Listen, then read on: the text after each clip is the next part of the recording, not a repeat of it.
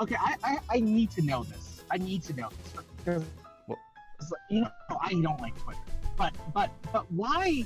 My question is outside of everything else. Why do people use Twitter for gaming clips if it's capped at 25 frames or something stupid like that? I've never understood that. I was like, wait, what? Why is it capped? And if it's capped, why use that for gaming clips? It's just the service because you can like. You can message anyone, but well, it's like someone would have made the audience you have through the site. I mean, maybe that's just I don't know. Like.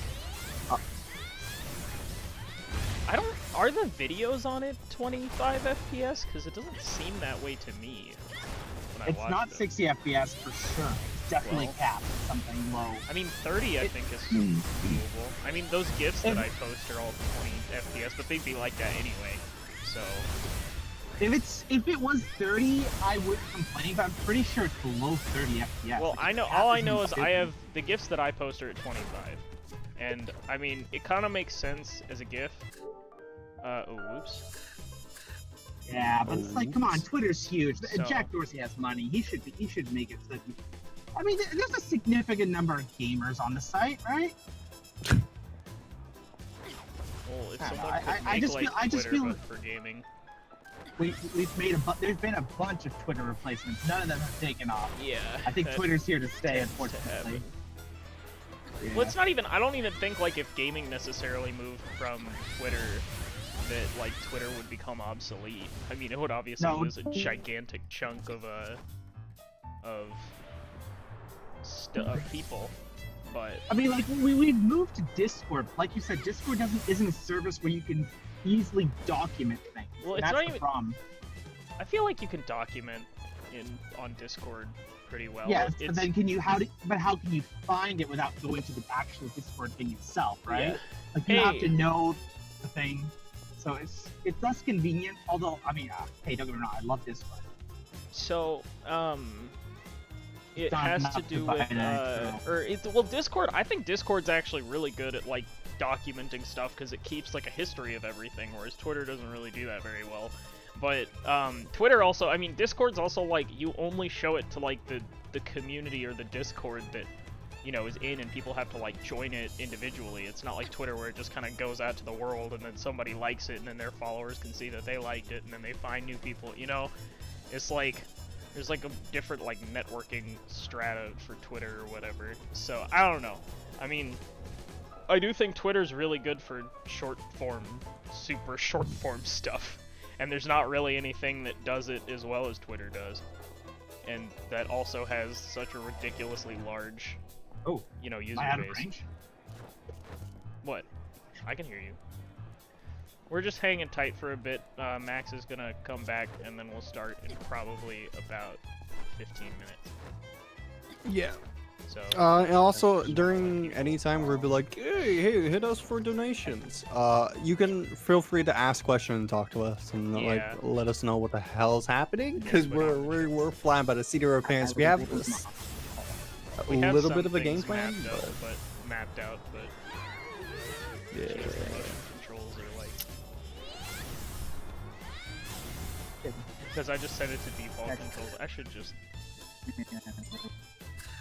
All right, what part of the game should I? Some booty shit. Quick Unica. Ah shit. Yes. Okay. Give me some quick Unica. Yeah, no, I see Spiker. Hello. Rev's in here. Hello. I am. Oh boy, that's cutting out. Which means. Oh boy's gonna go down. Oh shoot! Wait, I didn't put my friggin' PS4 input. Okay, we're good. It's working. Where we don't really. It would obviously be halfway through. Max, you're like super cutting out. So can you just join back when you're back? Okay. Alright. Sounds good. It's just a little weird. Okay. Yeah. He has to get McDonald's and. It's unfortunate that happened when it did, but we'll be starting pretty soon.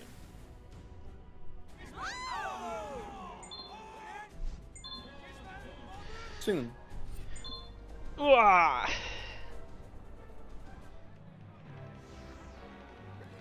Soon.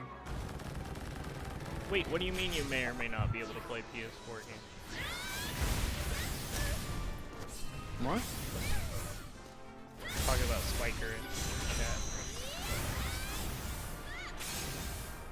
You don't own a PS4, do you, Spiker?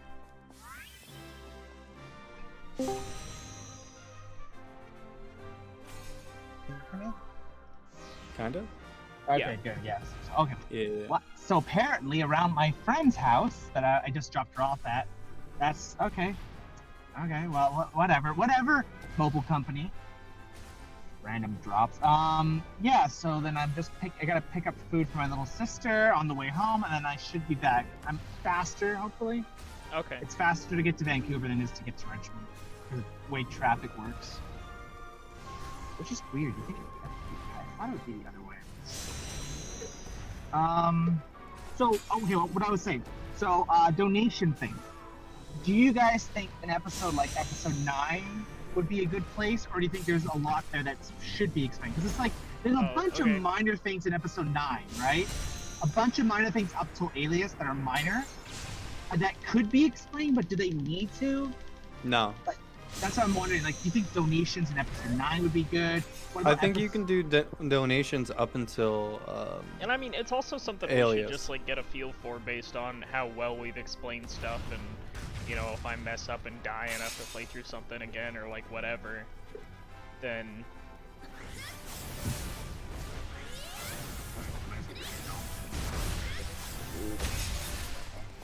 Yeah. Dude, these sound like horses. They're like clopping. I think that's what the yeah, snail I think thing. that's like the point, though, right? What? Isn't that the point? The point of That what? they're snail horses, right? They're horses? They're snail horses. I guess I never like understood that to be the case.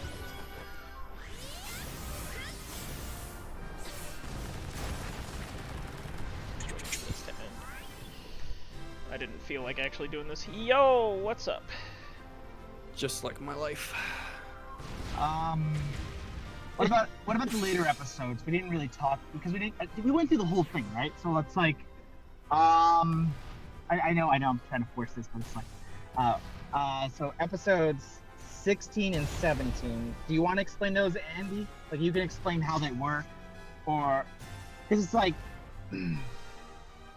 I'd rather do like the end of the game. Oh, hold on. Hi, yeah, can I get? Can you mute yourself, bro?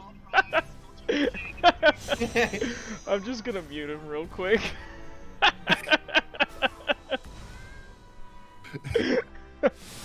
Real professional. Oh, wait, one quick. I gotta get that McDonald's. Are you listening to him still? Yeah. Can you tell me when he's back. done? He's back? He's back. Man, lol. Holy shit. I'm sorry. It was just... I feel like a freaking parent that to drive around and do a bunch of things. I just want to have fun. I just want to have fun planning this awesome stream we've been doing. Okay, I don't know why she went that way.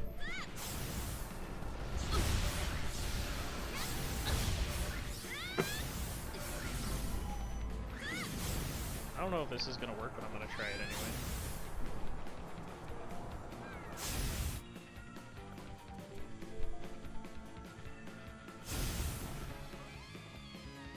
Okay, that definitely didn't work. Nope. Do you know what to do in that situation? I didn't see it. What was it? She just went the wrong way after the first kick. Like, she went toward Nah. me. I ain't Alex Action. I have no fucking idea.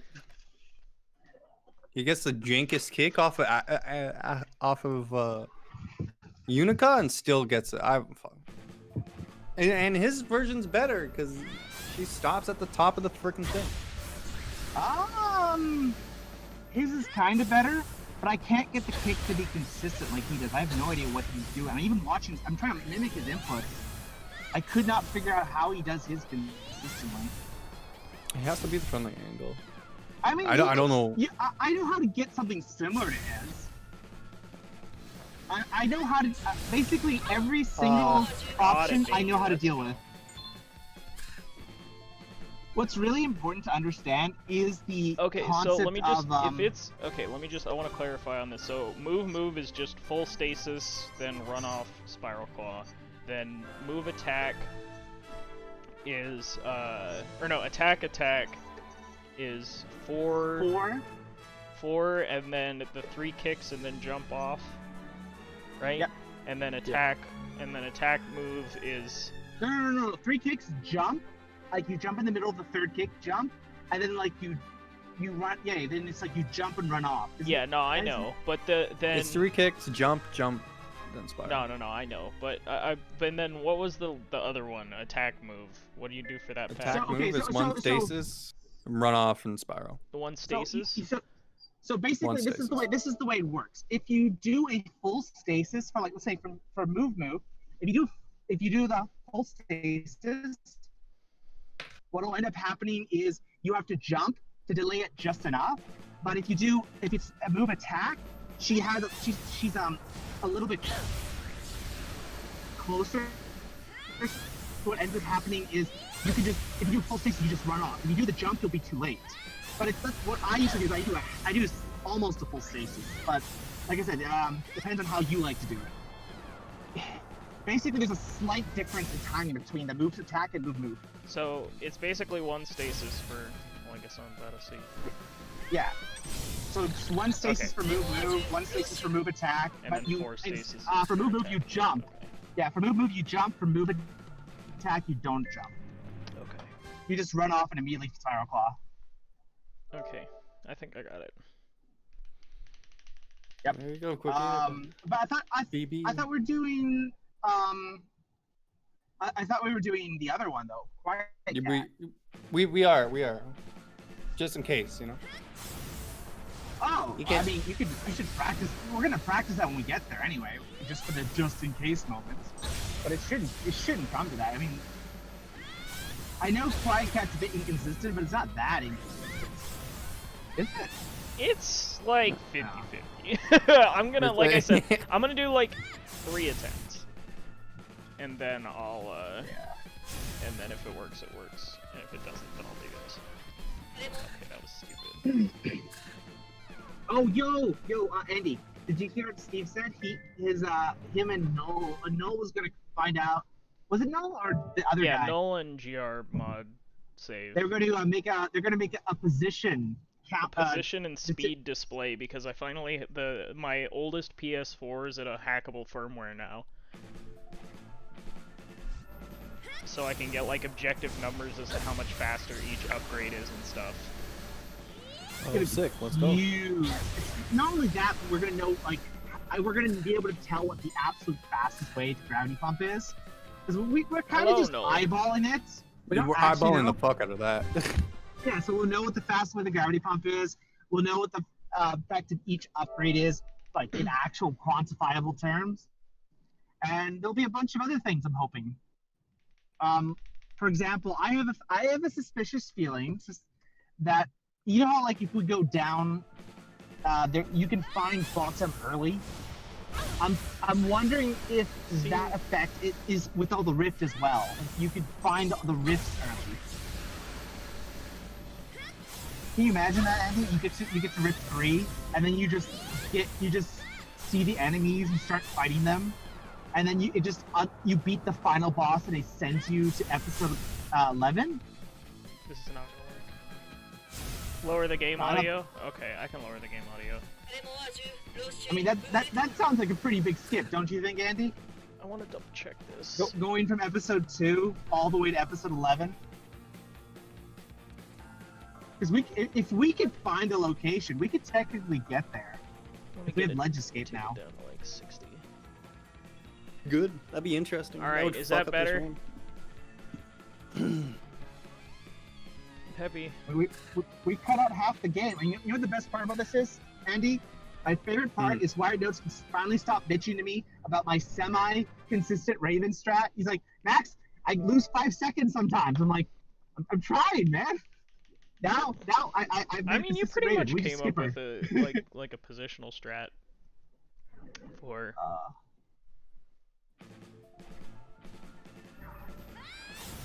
Okay, here we go. Positional strat. You. Yeah. I don't understand Raven. No one does. I think that was a move, just because I didn't hear the attack sound. So I'm gonna. What? I'm First gonna second say that hit? it was. Just run Well, off. you should be able to tell because whenever she attacks you, she makes that sound. Like you can use the audio cues to tell. If you're timing the right timing, you should hit her. If there's no audio cue, it'll be a move. If there is an audio cue, it's an attack, right? Yeah, but I might have been like. That's the way I do it. I think you were early. That I don't know that girl was not what Max coming is back. talking about. You can ask him if you want to know. No. But what was I saying with Oh yeah, another thing is there's like this cheat thing called PS4 Trainer, and for Gravity Rush they have infinite gauge, infinite special. I think it's like God mode, and. We already have God mode. I knew you were gonna say that. No, but that I honestly, Andy, races with infinite special. That is, yeah. That'd be awesome, actually. Bro, low percent with infinite, or not low percent, but NGS with infinite special, make it way easier.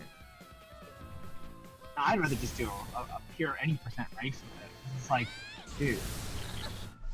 Okay, I'm gonna call that. I think I get the gist of this as well as I can get it. If you want to practice anything, you should be practicing Ravens. Do you have that down?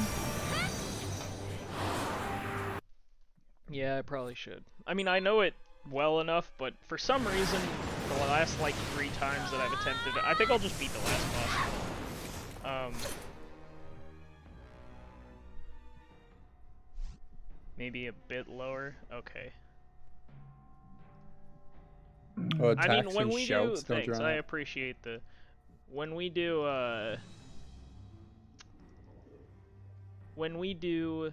whatchamacallit? About 11 minutes When we away, do the actual run for GDQ, there's gonna be like audio engineers and stuff, so it shouldn't be, but obviously I want my stream to sound good too, so I appreciate it. What I'm gonna do is I'm pretty much, I mean, we're gonna use, you have a second computer for me there, right? Yes, I do.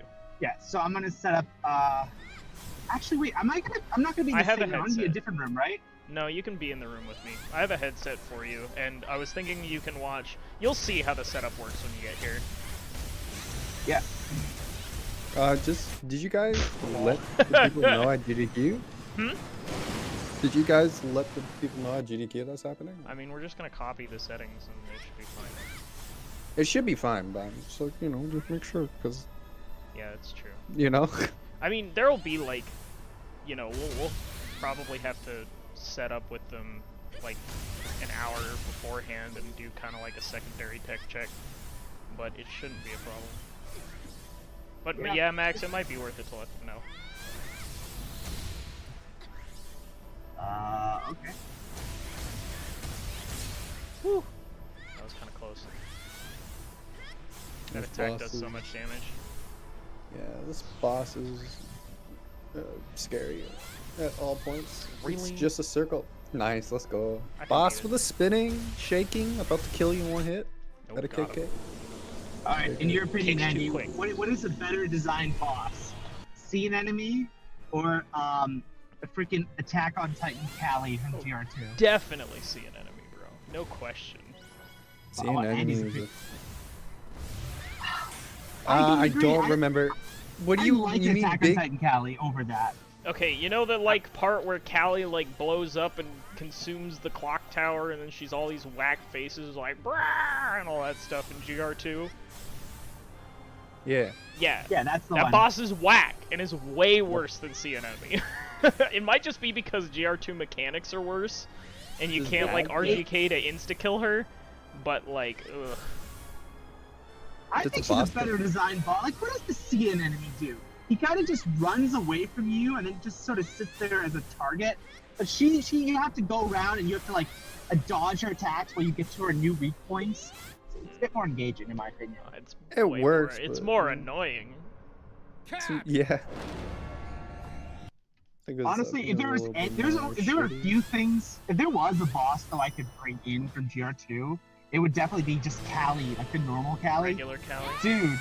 Dude, she freaking jumps up and says, "Hey, get down here." I'm just like, that is cool. That's a cool idea because nothing in the game forces you to go down. You know what I mean?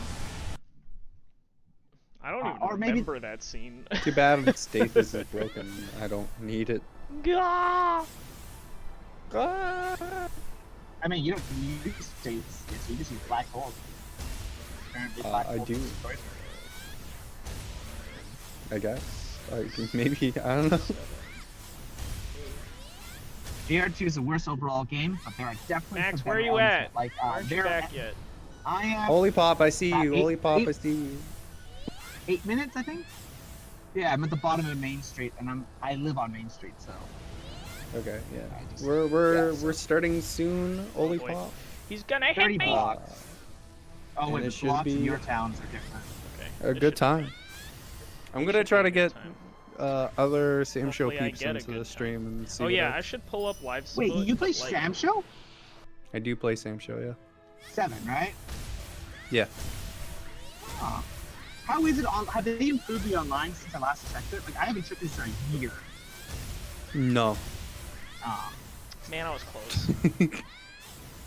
I mean, I'll still play Sam Show. I should pull up live split and then close my splits.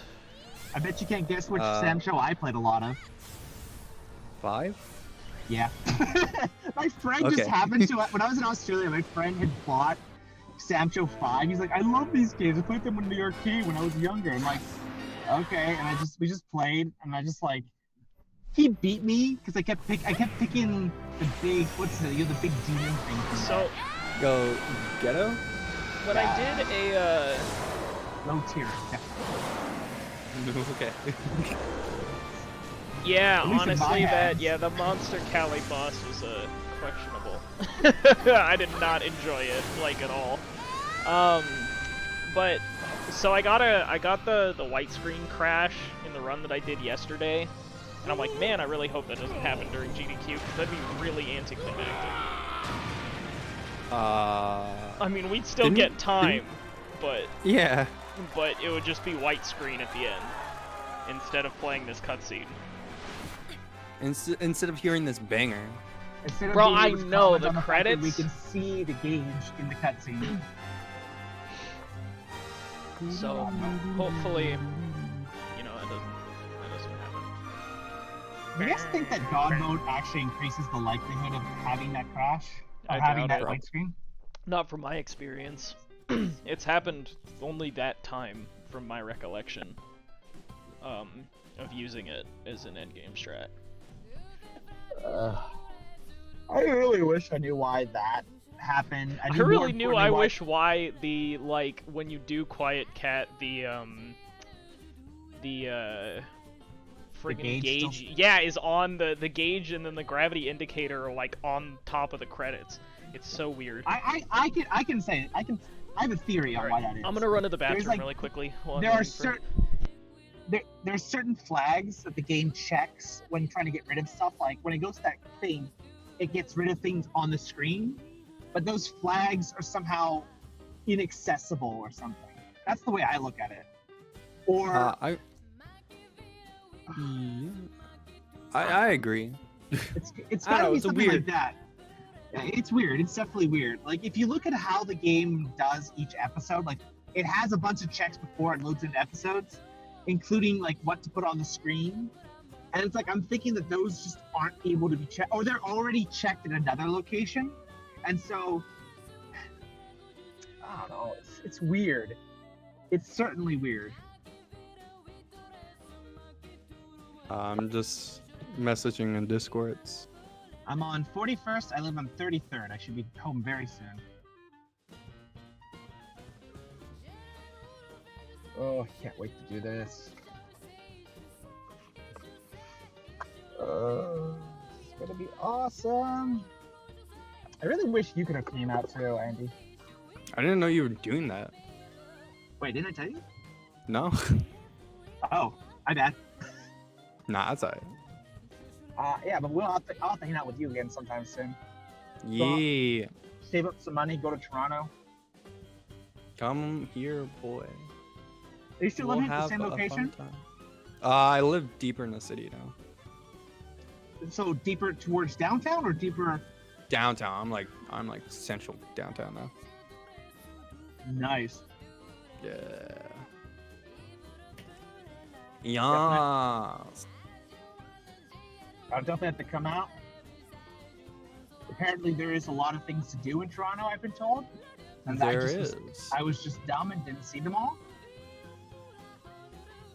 I mean, there's more shit to do like before a pandemic, but I mean now, yeah. now it's kind of like a monka weird situation, but you know, Like, you can still do shit. With only 2 people. Yeah. We could do stuff. It's like it's not the same. Yeah, I guess a little bit. All right. I'm annoying people in Discords now. Oh, thank Because God. Okay. I'm that type of person. Boop, boop, boop, boop, boop. If you think annoying about my voice is horrible for this. All right. I am back. I have too high a pitch in a voice. Sometimes I'm thinking I should just welcome back, Steve. Thanks. I have arrived at home. I am parking the car right now. Sweet. Return to the title screen. I'm gonna run in. Okay, I'll do a quick run of episode 8 while we're waiting. Okay. Got all the There's save Popeyes? B. Do you have Popeyes now? What do you mean only Pops? There's Popeyes. Popeyes is raw. Popeyes is raw. That is definitely the truest of truth. We're doing a little. I mean, he's right about one thing. Spinach is great. Toronto has Popeyes. That is true. We do have Popeyes, and it's glorious. I have 2 really close to me. I have a Popeyes too.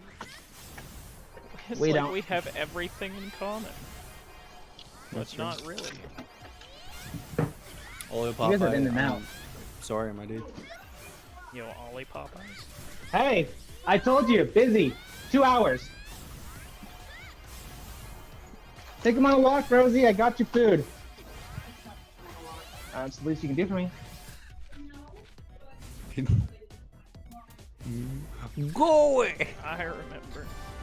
I'm sorry, Zevi. I wish I could take you on a walk, but I gotta do this. Okay, I'm back. So now I just sit in front of the TV. I'm here. Alright, and you're gonna be watching the Discord stream, right, Max? Because it'll have less lag. That was my kind of intent.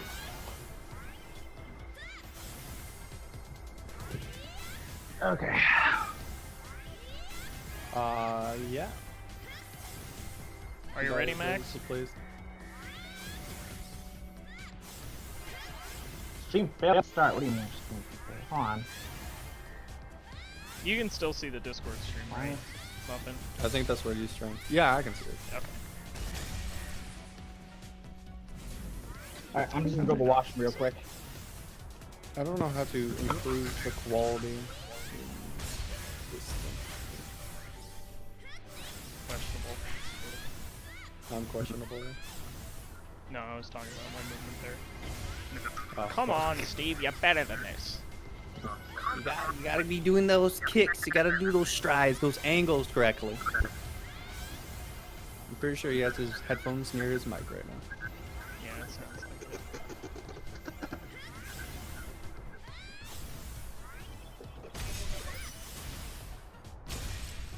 How do I not get a double kick there? I swear the timing was right.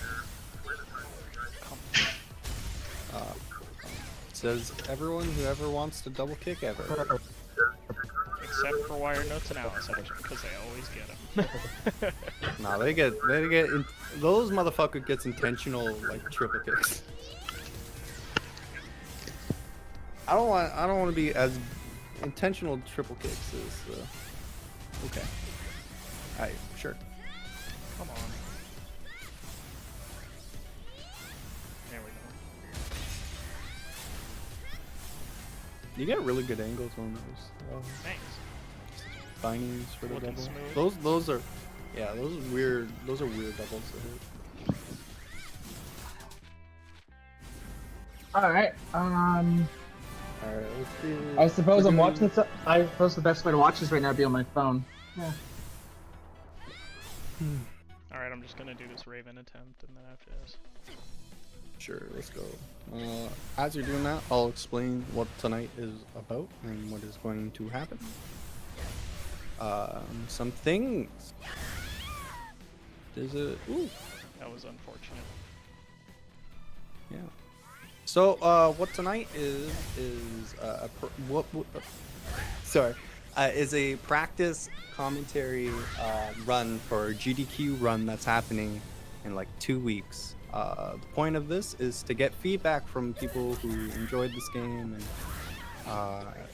and whatnot, just to make sure that our commentary is succinct and it makes sense and it's entertaining and whatnot, just because we want to look good at GDQ, and we've been trying to get this running for like 5 years now, yes. And we finally got the opportunity to do it, so let's put in some effort and make our commentary good. So that's the point.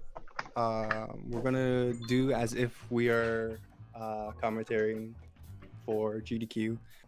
We have some things planned that may or may not work. That's the point of the feedback. And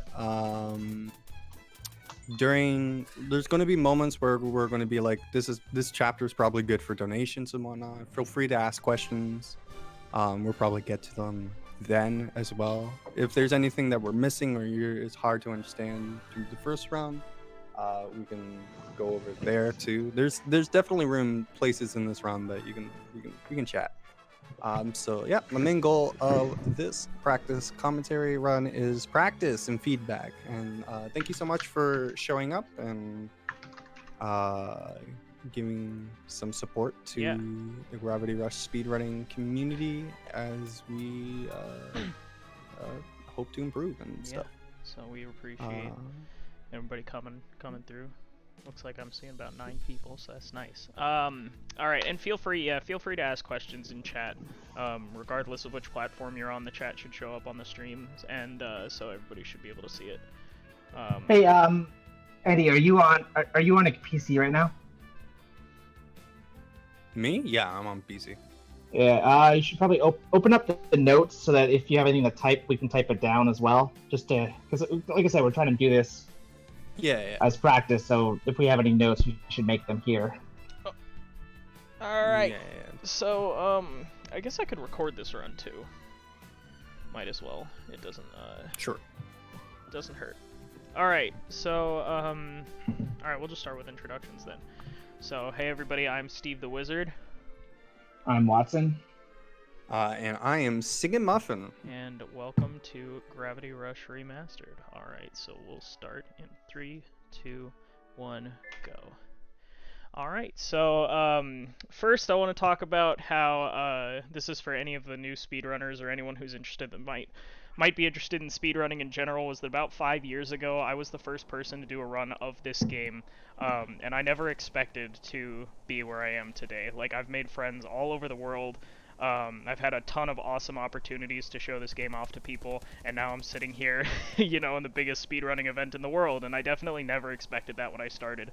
So if anyone's watching this and is really interested in just speedrunning a game, I don't care if nobody else has ever ran it before, just do it, because you never know what could come of it. Also, if anybody's interested in speedrunning this game in particular, I highly suggest joining our Discord. Our community's super friendly, and we have a lot of... we'll do everything we can to teach you. We have a lot of resources of guides. I have a whole guide on my YouTube channel of learning this game, and I think, I still believe that this is one of the most easy to pick up, but also really technical speedruns just kind of out there at this time. So yeah, so just to start off, once I skip past this cutscene, I'm going to be changing my settings, and all I'm going to be doing is turning off the controller speakers so everybody can hear, maxing out the camera sensitivity so that we can turn as quickly as possible, and then we're going to leave 1 tick of motion sensitivity on because it helps a little bit with the auto-targeting. So yeah. Alright, and this is GDQ Rush Remastered. The launch title originally for the Vita, remastered in high definition and glorious 60 FPS for the PS4. This is the best version to play out of anything, including GR2. This is Kat. She has amnesia in this steampunk-like world. She awakes, she has no idea what she's doing, and she slowly learns about her pet superpowers. She has the ability to control gravity, which means she can shift gravity to whatever direction she goes. What that basically means is you can land on walls, walk on stuff, but essentially for the run, it means we're flying through the air. And that will be our main form of movement and attacking throughout the entire game. To start off with, let's start with something that seems completely random, but here is cutscenes. In this game, you have to wait a certain amount of time, it's hard-coded in, before you can skip a cutscene. So wait right to here, and then you can skip the cutscene, and that's going to be like that for pretty much all cutscenes in this game. It was not like that on the Vita, and it's not like that in GR2, but it's just a special thing to get to know for this game. I'm not going to point out each of them here, just thought I'd point it out now. This is sort of the tutorial area for this, where it's going to teach him how to shift gravity like there, walk on walls, something that we don't actually do in the game, since we're always just going to be in the air. Yeah, one thing to note is that we're going to have, there's basically visual and or audio cues for every single main cutscene skip that we have in the game, and they're not super hard to learn, but it's just like kind of a specific timing that you have to learn for each one. Alright, the controls of this game are simple. You just push R1 to shift, to go into gravity state where you can start shifting, and push it again to move. Eventually we're going to be using gravity kicks to move and stuff, but I'll mention that when we get there. But yeah, for now, this is just a tutorial cutscene. I think I'll just go through and explain a bit of the world while we're waiting. The world she's in is, like I said, it's a steampunk world. It's... Well, what do I explain here? Well, we can talk about something else. It's named Hexville. Yeah, it's Hexville. Yeah, there's 4 cities you're going to be going to. There's not really much to explain at this part. Yeah, no, you're a girl flying around right now. I don't know. It gets weird later on, trust us. Just because, like, I think the main understanding of the game is flying around's kind of weird and clunky, because when you're first playing this game, it's just like press R1 to float somewhere and whatnot. But there's a really cool button on the other side of your controller called L1, and it cancels anything you do. Yeah, instantly, and allows for a lot of really cool tech. I think that like this control, because this game doesn't play like any other game. There's just nothing that even remotely plays similarly to it, and so even like experienced gamers and stuff have a difficulty kind of picking it up and getting accustomed to everything, but once you really learn how the game functions and you put some practice into it, it plays so smoothly. Yeah. There's just a little tightness. Once you figure out like gravity kicks, you're like, oh, okay. Cat can shmove a bit. So, like, example here, he's going to stop gravity, and then he's going to walk along these walls. Okay, I get what I know what to explain. So, like I said, the movement of this game is all flying around, and it's generally very tight movements. There's a lot of tricks in this game, stuff that we can use for skips, and most of the time save, and like I'm talking about minutes, several minutes here, tens of several minutes, can all be saved with just really optimal movements. And controlling Cat's attack patterns. As we're going to get to the first fight, and I'll let Andy take over here for this. Yeah, so as I mentioned, you can cancel a lot of animation in this game, and usually like a big kicker of this game is that when you kick, there's a big recoil animation that happens. You can't do anything about it. Luckily, like I said before, you can instantly cancel anything with L1, so you'll see a lot on this fight coming up once we're able to gravity kick.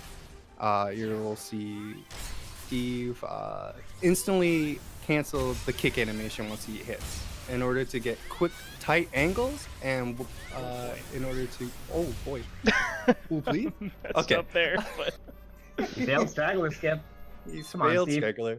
But you can see he was trying to go for quick, tight angles and canceling any sort of momentum that would happen because of it in order to end this fight quickly. Unfortunately, didn't get one of our tricks, but that's okay. Let's go. It happens. All right. So let's move on to the major thing, the major RPG element of this game. So in this game, there's a bunch of gems you can collect. We call precious gems. We'll be collecting them very soon. And what they do, they allow you to upgrade things. For example, that blue gauge there represents how much gravity we have to spend and move around before we have to stop and let it refill. As well, a green gauge obviously is health. So we collect precious gems, and then we can go to the upgrade scheme, which he'll be going to shortly, to upgrade whatever we need. And we'll be upgrading basically the amount of gauge, we're upgrading this gravity kick that we're using here that not only increases power, but decreases damage. And then we'll be upgrading a few other things I'll get to importantly. But there is another thing that I should note. We found this glitch in the game that allows us to take the gems we have, and instead of spending it on one thing, we can turn it around and spend it on something else. So the way the upgrades work is you fill this bar. It's supposed to be very cinematic. You fill bar, and then it upgrades and plays a little jingle. But right before the bar is completely filled, Steve's going to switch the targets from, in this case, gravity gauge, which it wants us to upgrade here, to one of our specials. And what this does is the specials, when you upgrade them, it unlocks them. They're not supposed to be unlocked right now, but we're going to have access to them, and that's going to actually allow us to not necessarily just skip, but complete a lot of the fights a lot faster than intended. Unless I mess it up. Yeah, like that. No worries. Oh, this run's going great. It's okay. One thing to note we have backups. Yeah, we do. Yeah. One thing to note is that the trick is frame perfect. The timing is really consistent because it's from when you hold X to when you press over on the direction pad, but it is a frame perfect trick, so it usually does take multiple attempts. If you do it too early, then there's no then you don't lose the gems, but like in my case where you do it too late, then you just kind of spend the gems. So we'll have other opportunities to do it. Yeah, so basically you can waste several minutes on trying to do that, so that's one of the things we've practiced a lot. It's actually one of our more newish glitches, even though we found it well over a year ago. God, actually it's been 2 years now since we found the deck glitch. Yeah. Like Steve said, you take the cursor and there's actually multiple pages. You can, luckily the cursor is up and down, vertical position is saved on each page. So we're going to be using that to upgrade Gravity Kick, which is the most expensive, with only 50 gems, even though it's supposed to be upgraded with 300, which at this point in the game is a lot. As the game goes on, we get more and more gems, and that becomes less and less. But still, we're going to be doing the deck many times. Obviously, like Steve said, it's frame perfect, so we want to do it as few times as possible. Normally, I would be explaining here how Typhoon makes this fight so much easier, but Steve... we don't have Typhoon. All right, good luck. Yeah, good luck, we'll Steve. talk about, basically this episode, what we're doing is picking up different furniture for Cat's house, and this is the upcoming, what we call bed fight, where basically we just have to beat these Nevi and then get the bed. Yeah, so right now he's trying to get the long distance kick. That has more damage behind a kick, and what you can do actually is the moment that you actually hit the weak point of the enemy and you hit kick again, it actually activates the kicks again, and we call those like double kicks essentially. I wouldn't say it's activating them again. It's a bit weirder than that, but that's an easy way to explain, I guess. Yeah, that's what we're just doing.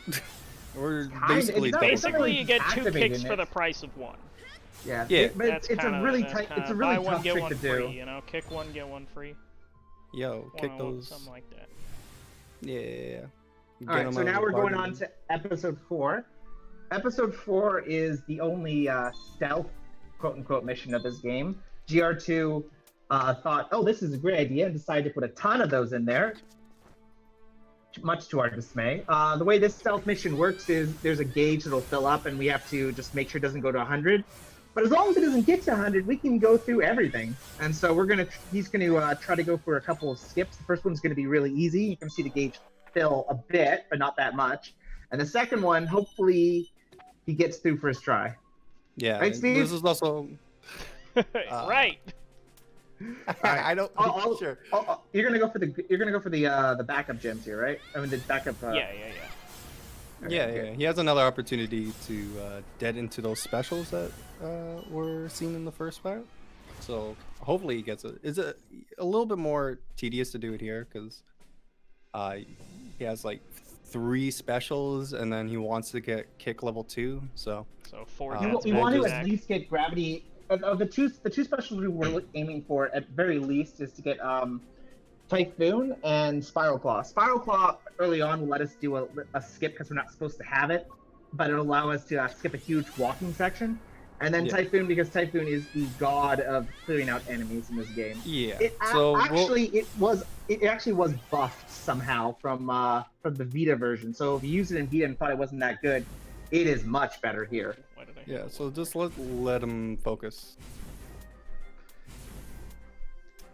Come on. I can do it.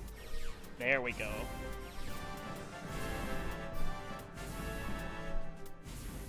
I believe... Alright, last one. Come on! Oh. This is the one. Got it. Woo! Hey!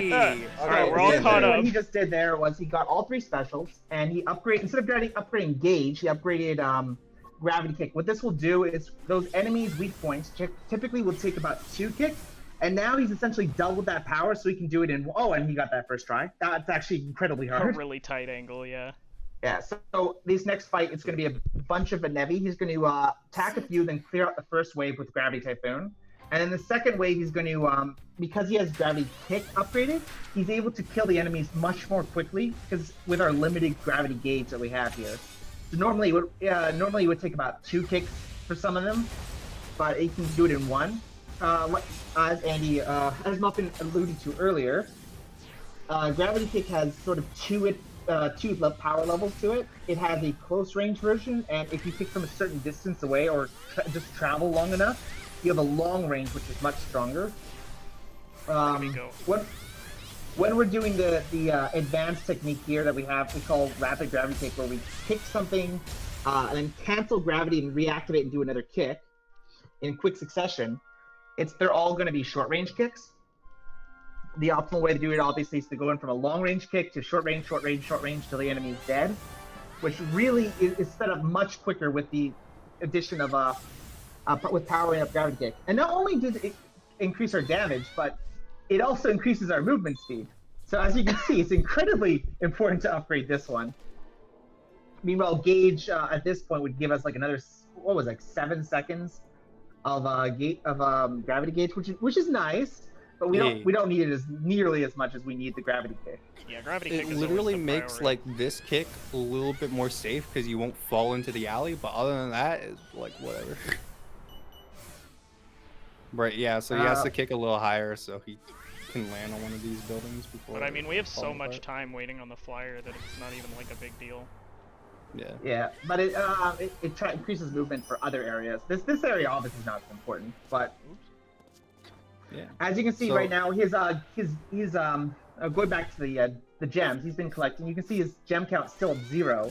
That's because he spent over 300 that he didn't have, and instead of it just being free, it goes into the negative. And so we have to. That's what we call it the debt, because we have to pay back our debt before we can upgrade another thing again.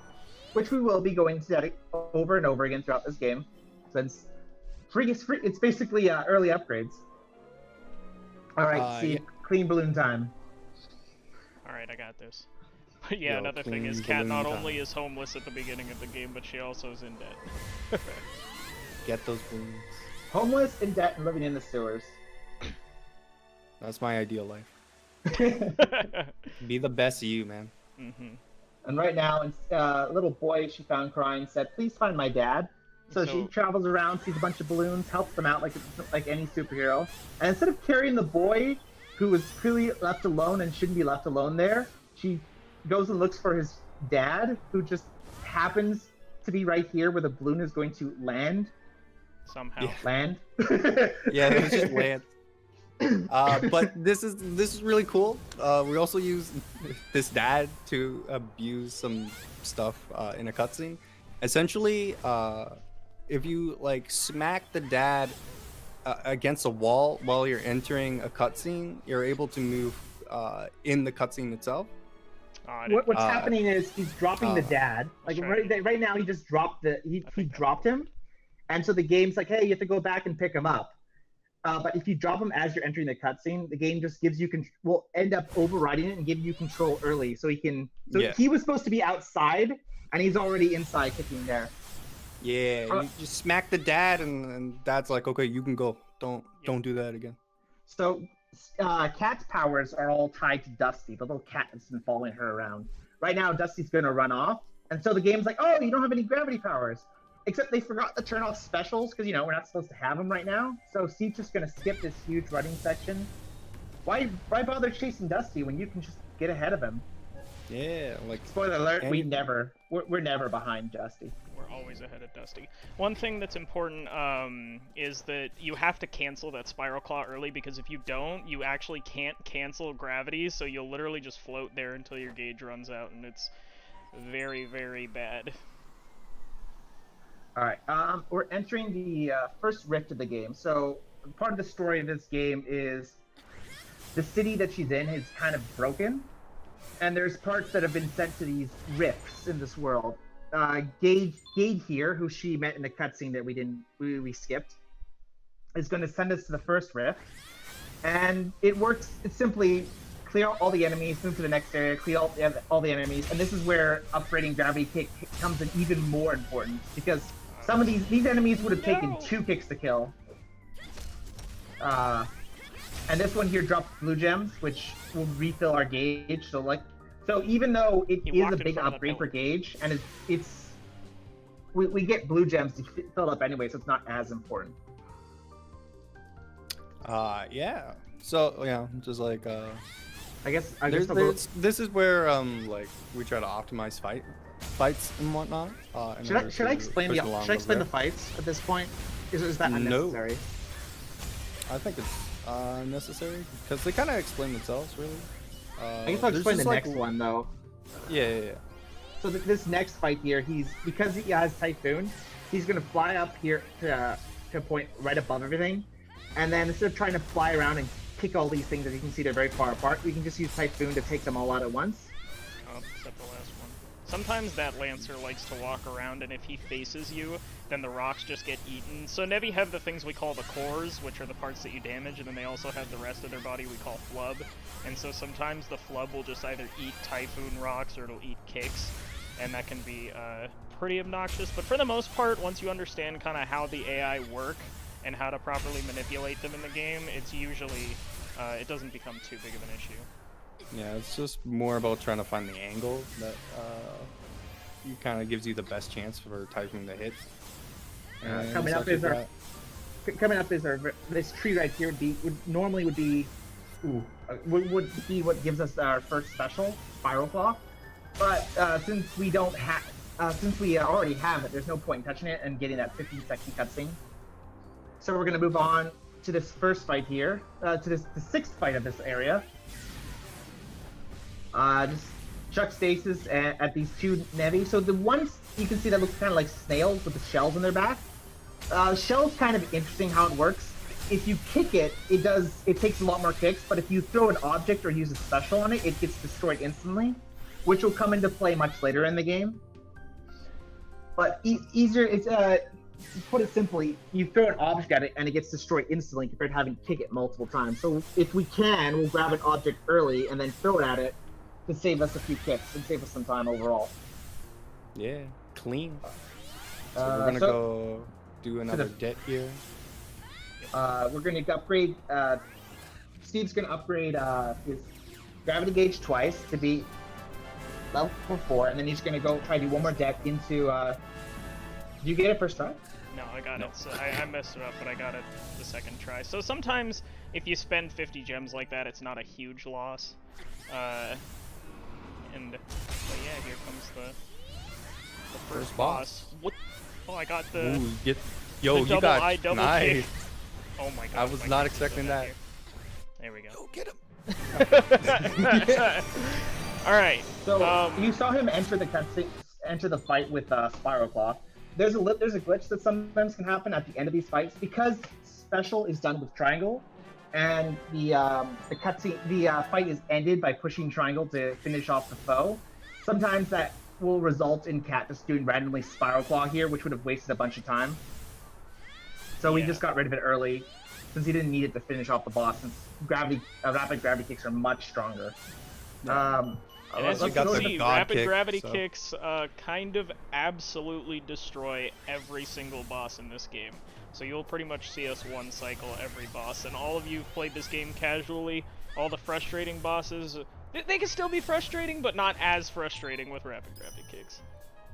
Yeah, and they are in GR2. If you only ever played GR2, they're there. They're just nerfed quite a bit. All right, let's talk about this area. This is Plagian, the entertainment district.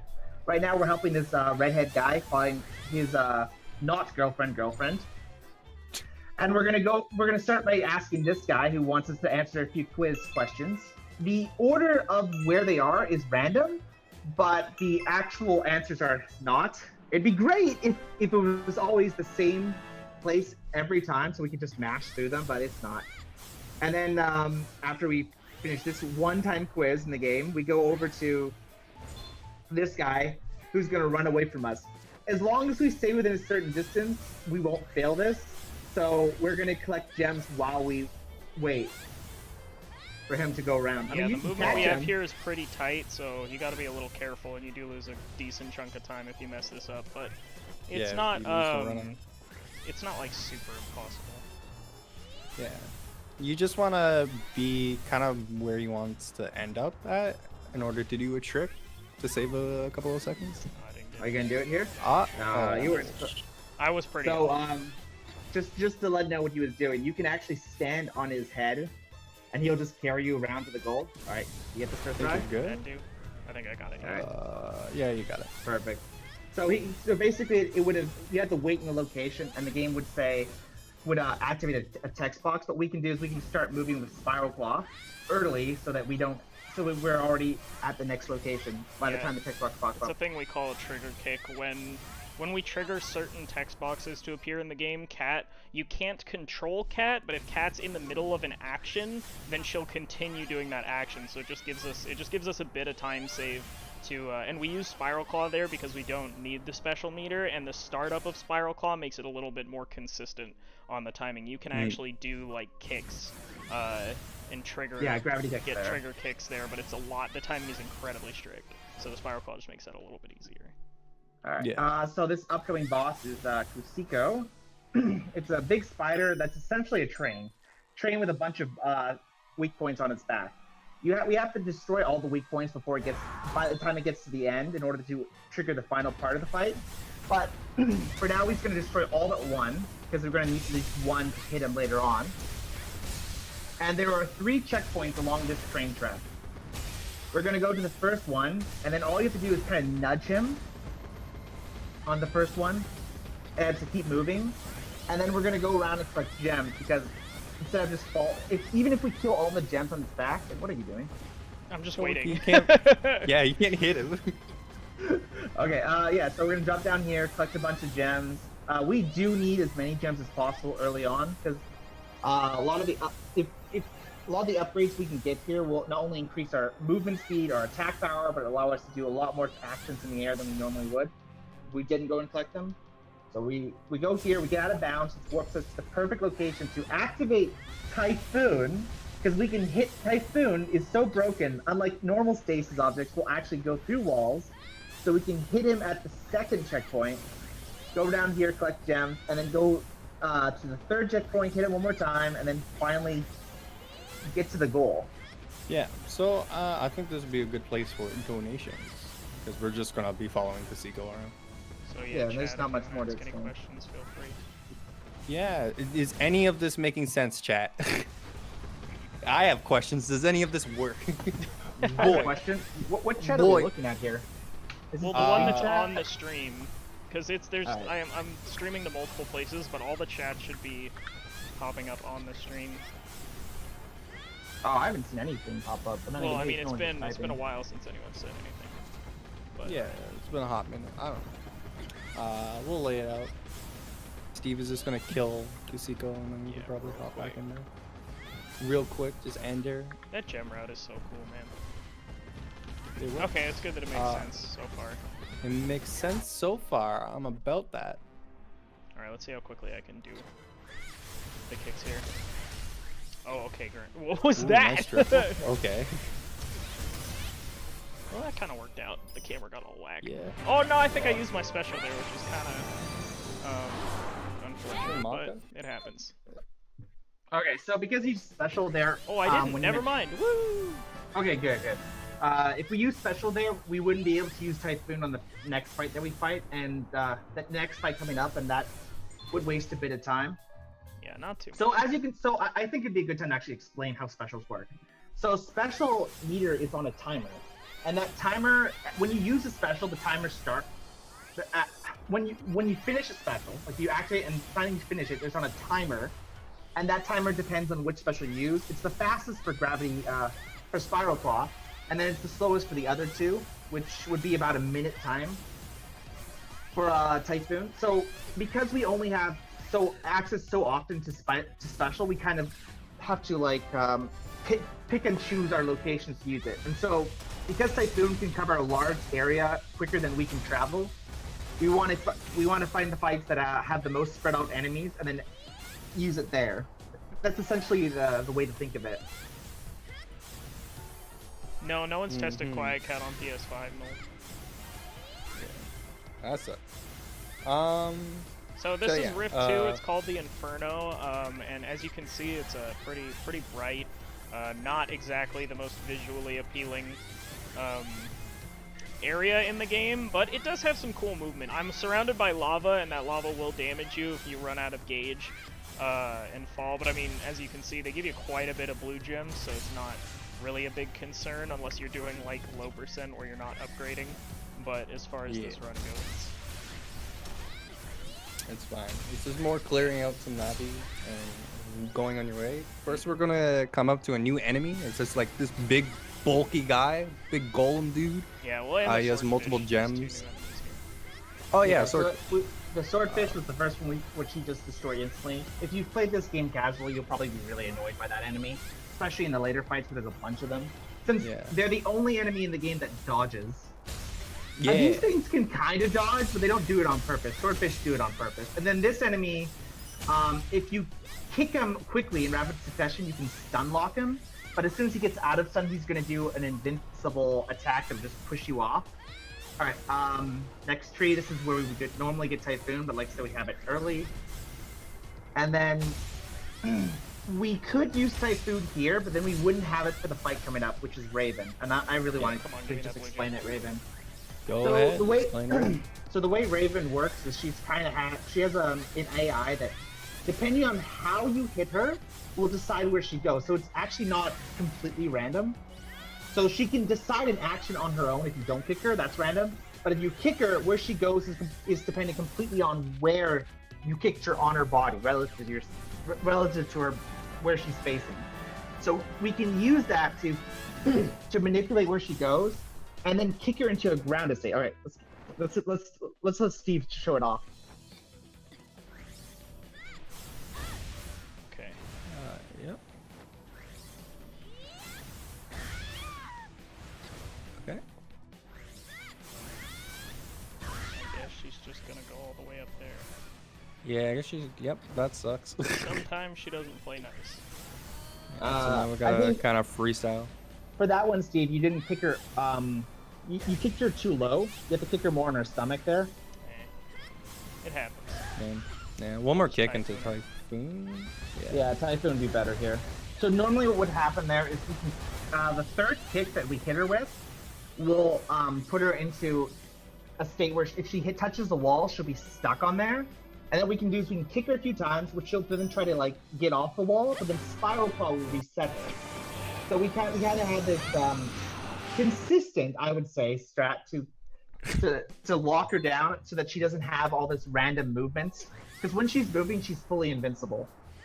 All right. Which anyway, is another thing. Moving on. So as Peppy has said, he wants to know how much the run's improved from when I first started. So I guess when I did the first run, there was no routing, no strategy, really nothing at all. And I believe it was a 2:45 was the first run, so 2 hours and 45 minutes. And now the world record's all the way down to 1 hour and 23 minutes.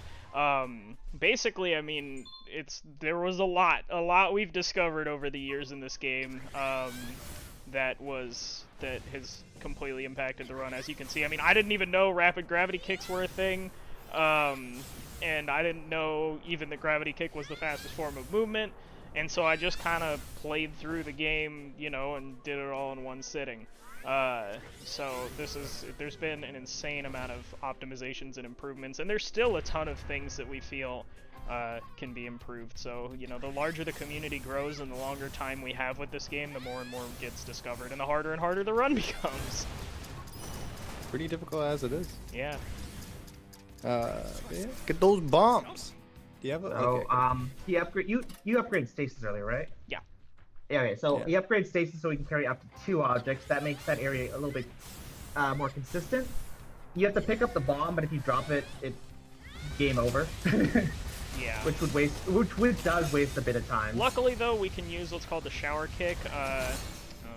We can use the shower kick on those, like, trash, and even if we kick the bomb, it won't actually blow it up, so we can just, like, break all the trash that's around the bomb, so it's easier to pick it up. Yeah, dropping the bomb gently with gravity causes it to explode. Kicking it really hard with a kick, nothing. Yeah. Great design. Yeah. So we're just rescuing these officers now. To elaborate more on what Steve was saying with how the run has improved, we've done stuff, like I said, first of all, he just did a run through where all you have to do is just use the nav points, because you can pause the game between episodes and it'll tell you exactly where to go. And you just go from place to place, upgrade what you think is necessary. We figured out what to upgrade. We then found the optimal, the things, not only what we need to upgrade, but the best gem routes. And then we started finding glitches and tricks like rapid gravity kicks and a few shortcuts for bosses. The most recent of which was the Raven strat, which is why Steve is still kind of learning it, since it actually was like a month ago we found it. Bruh. Anyway. Yeah, put him on blast, why don't you? I'm just saying there's a reason why. He's still learning it. He's still learning it. I mean, he knows everything else, and he's pretty good at this game. Alright, let's not talk about the Raven strat anymore, because we're on Alias now. Okay, so this is what we call the Alias Nevi fights. Now, basically the interesting fact about this is that Alias is going to be moving, and he kind of walks from place to place, but the only Nevi that you actually have to kill are the ones that appear when he disappears. So as you can see, there are like those flowers there, but all I have to do is beat these guys. And so that gives me time, and since he takes forever to walk from place to place, we just use that time to pick up as many gems as we can. And there's a lot of gems in this city. Yeah. Shout out to Alice Action for all this stuff. Oh yeah, he found this route. He found this route for this area. Oh, I think, okay, so as you saw here, he was able to throw it at the, at those snails and get rid of the, he picked up those 2 objects earlier to threw them at them so that he didn't have to pick them as much. And wow, this is actually really optimal movement right here.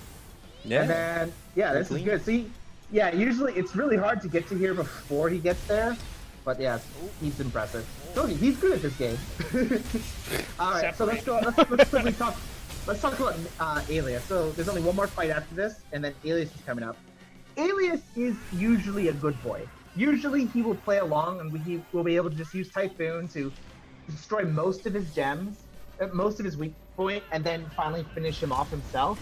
But sometimes, and it's random, he'll just decide not to. And we're gonna right now cross our fingers and hope that Alias plays along. He usually will. If he stops and he starts shooting the air, we're good. Yeah. Let Alias just be a good boy. Okay. It would suck if he does anything else. Alright, so he's going to sort of angle this so that he hits kind of one of them. And then he's going to go down and kick him. Alias if you've ever fought him casually, it's really annoying because he's a ton of random iframes, but you just... As you can see. Yeah, right there, that whole time, he's just completely invincible. And there's nothing Steve can do to kick him. Alright, one more. So he destroys one of the gems, and the next gem is free because he just waits. And then you just have to kick his head, which is the most satisfying thing in the game, in my opinion. Yeah, you can just blow him apart. Which makes this very nice because if you aren't fast enough, his heads will actually regen health, which I'm sure many of you, if you played casually, have experienced. But because rapid gravity kicks again are so incredibly broken, we really don't have to worry about it. Yeah, you just blow him apart with kicks. So even though there's definitely harder fights in the game, because that fight is still has that RNG that we haven't been able to conquer, it's the most annoying fight for us as speedrunners.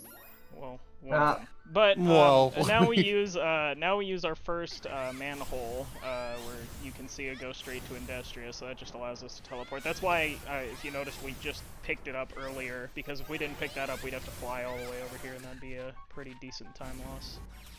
Yeah, some of the episodes put us back at our home, so we have to use the manhole to get to the next location. Oh, actually got it first. Wow. Okay. Yeah. So right there, he upgraded his gravity kick. What this will do is it'll increase the amount of movement he can have.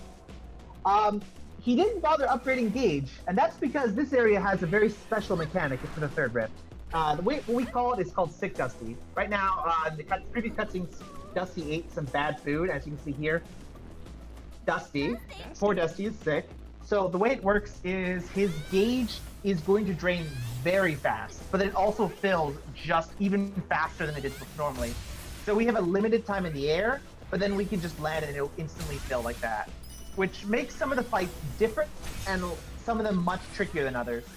But by planning out where we land and where we attack, we can clear out fights just as efficiently as we normally would. But it just to point it out there, all upgrades in terms of gauge and like recovery time have no effect on this particular area. Indeed. All right, so this, as you can see here, this enemy has an orange gem. There are two levels of Nevi. There's the orange Nevi, which are level 2, and then the pink ones are the normal ones we fight we're at level 1. As we get later in the game, we're gonna have more and more orange.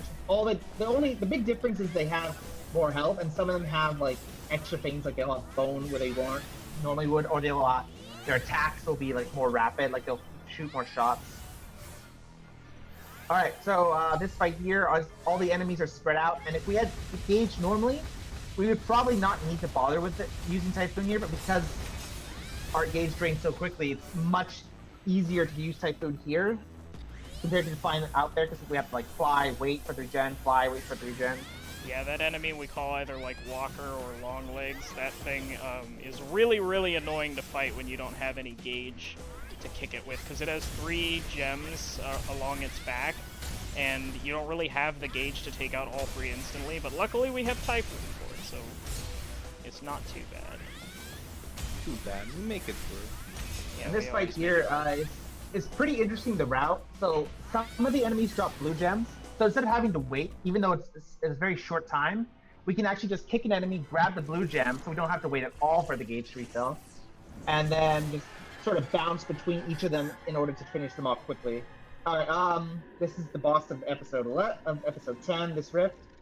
Go fly around, kick these flowers before it, and then we just finish it off. It is technically weak to Black Hole, but rapid gravity kicks are still, even with Sick Dusty gauge, are still so powerful that we use them over Black Hole. Yeah, this is the rift where you usually get Black Hole, but we already have it, so... Yeah. It's nice to get the powers early. Yeah, so he wants to beat this boss before his special comes back for Strat coming out? Yeah, the next area sort of has, It's gonna be close. Ooh. You need to blast through this, man. It was like right when it came back. But I think it'll be okay. Hopefully it'll be okay. I think, yeah. Like we said earlier, there's a chance that your special will end up being used because it's the same button to end the episode it is to use special. Okay. So here, there's sort of like a timer for we can go on to the next part of this episode. But if we kill enemies in certain intervals, which we have all planned out here, it'll move it along quicker. Yeah, it's really Otherwise it takes like a minute and a half for this to normally go by. There's like these 4 kind of text boxes that need to come up before the thing moves on, and they actually will come up automatically, but if you kill enemies within a certain kind of window, you can speed that time up. So initially we didn't know that, and we tried to plan like a gem collection route during this section, but then one of our runners was like, hey, if you kill an enemy like this, then it just happens faster, and we're like, oh, well, I guess we'll do that. Yeah. it just kind of works. Who would have known it was faster? So this fight is kind of like the first kind of scary fight, just because there's a lot of things shooting beams at you, essentially, and you gotta duck and weave while trying to climb up this tower and kill these flowers. And then that one big flower up there can kill you in like 2 hits. So this is kind of the first real spooky fight. He's also kind of weak to black hole.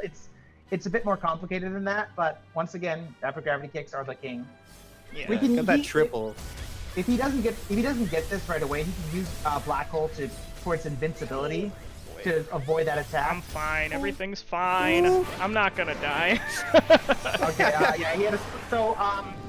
You can upgrade health at any time, and it acts like a health potion. It'll fully heal you as well. But we're gonna use a death warp later on in this run, like much later on. So we'd rather not have to hurt ourselves even more at that point. Yeah. All right. That's also why, if you noticed when I did the deck glitch, even though health is directly below gauge usage, I'm not deading from health, because if I mess it up, then I wouldn't get it. You got it. Okay, good. So what he did here is the whole city has a barrier around it that starts this cutscene here, but the giant pillar in the middle, warps you back to so when you activate both at the same time, and it allows you to move in this cutscene like we did earlier in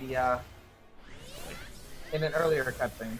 And so he's just going to use this time to collect gems, since otherwise he'd just be sitting here waiting for this cutscene to end, which weirdly enough, this cutscene actually will continue going on even when you exit back to the main menu, which is unlike any other cutscene in this game.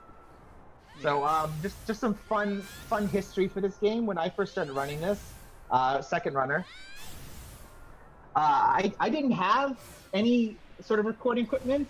I wasn't using Twitch, so Steve offered to screen record with screen share, but this game just took double the amount of time you normally would have for it. So what we would do is we get to that cutscene, which is halfway through the game, and then just restart SharePlay. Oh, good times, right, Steve? Yeah, good times, man.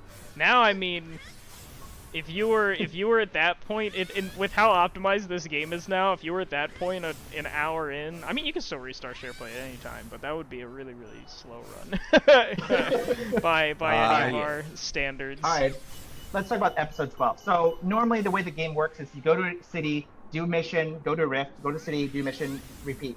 Here, we enter the city, and it's sending us downward.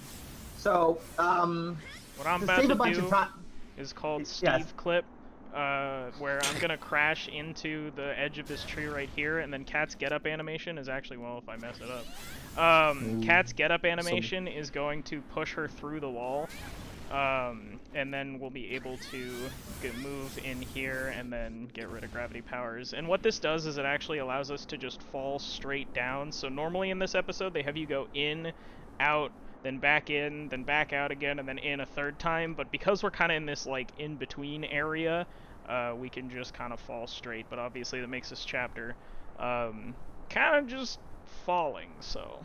We're just falling. Yeah, this is a perfect time for optimally. donations. We're optimally falling. Yes, we are. I'd like to point out that Steve Clip is no longer optimal. We're doing it just as a legacy thing to show that it was something we do, and it still works. But there's a much easier and much more consistent. You thing could also call clip, it the crash clip, but when we'll show, there's another way of clipping called the flip clip that we'll showcase on the way back up. So yeah, we go down. So what the story is going to make us go down to this area called Bottom, and then later, after we finish the events there, we're going to travel back up the thing, and we're going to use the same type of clip on the way up, but with flip clip this time. All right. Yeah. So the reason why he touches those red things is you can probably see below him. There's a big sort of like red mist. That's a gravity storm, and it's just a death barrier.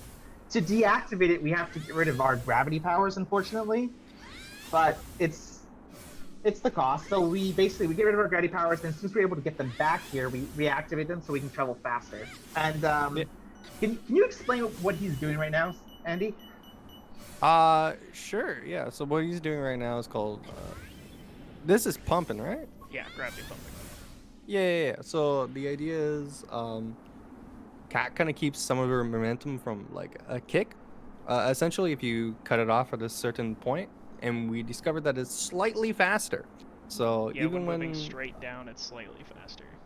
Yeah. So even when we are seemingly doing nothing with kicks, we're trying to eke out any sort of advantage speed we can get. Yeah. Yo, we're speed demons here. Yeah, speed, we're all about gravity going demons. fast. And also gravity pumping is helpful in a few areas where if you don't have enough gauge to make it to a certain place, it helps preserve a little bit of that gauge because the momentum you're carrying while you're not kicking, you're not using gauge. So that allows you to maybe like eke out that little bit of extra distance on a single use before you have to wait for it to fully refill.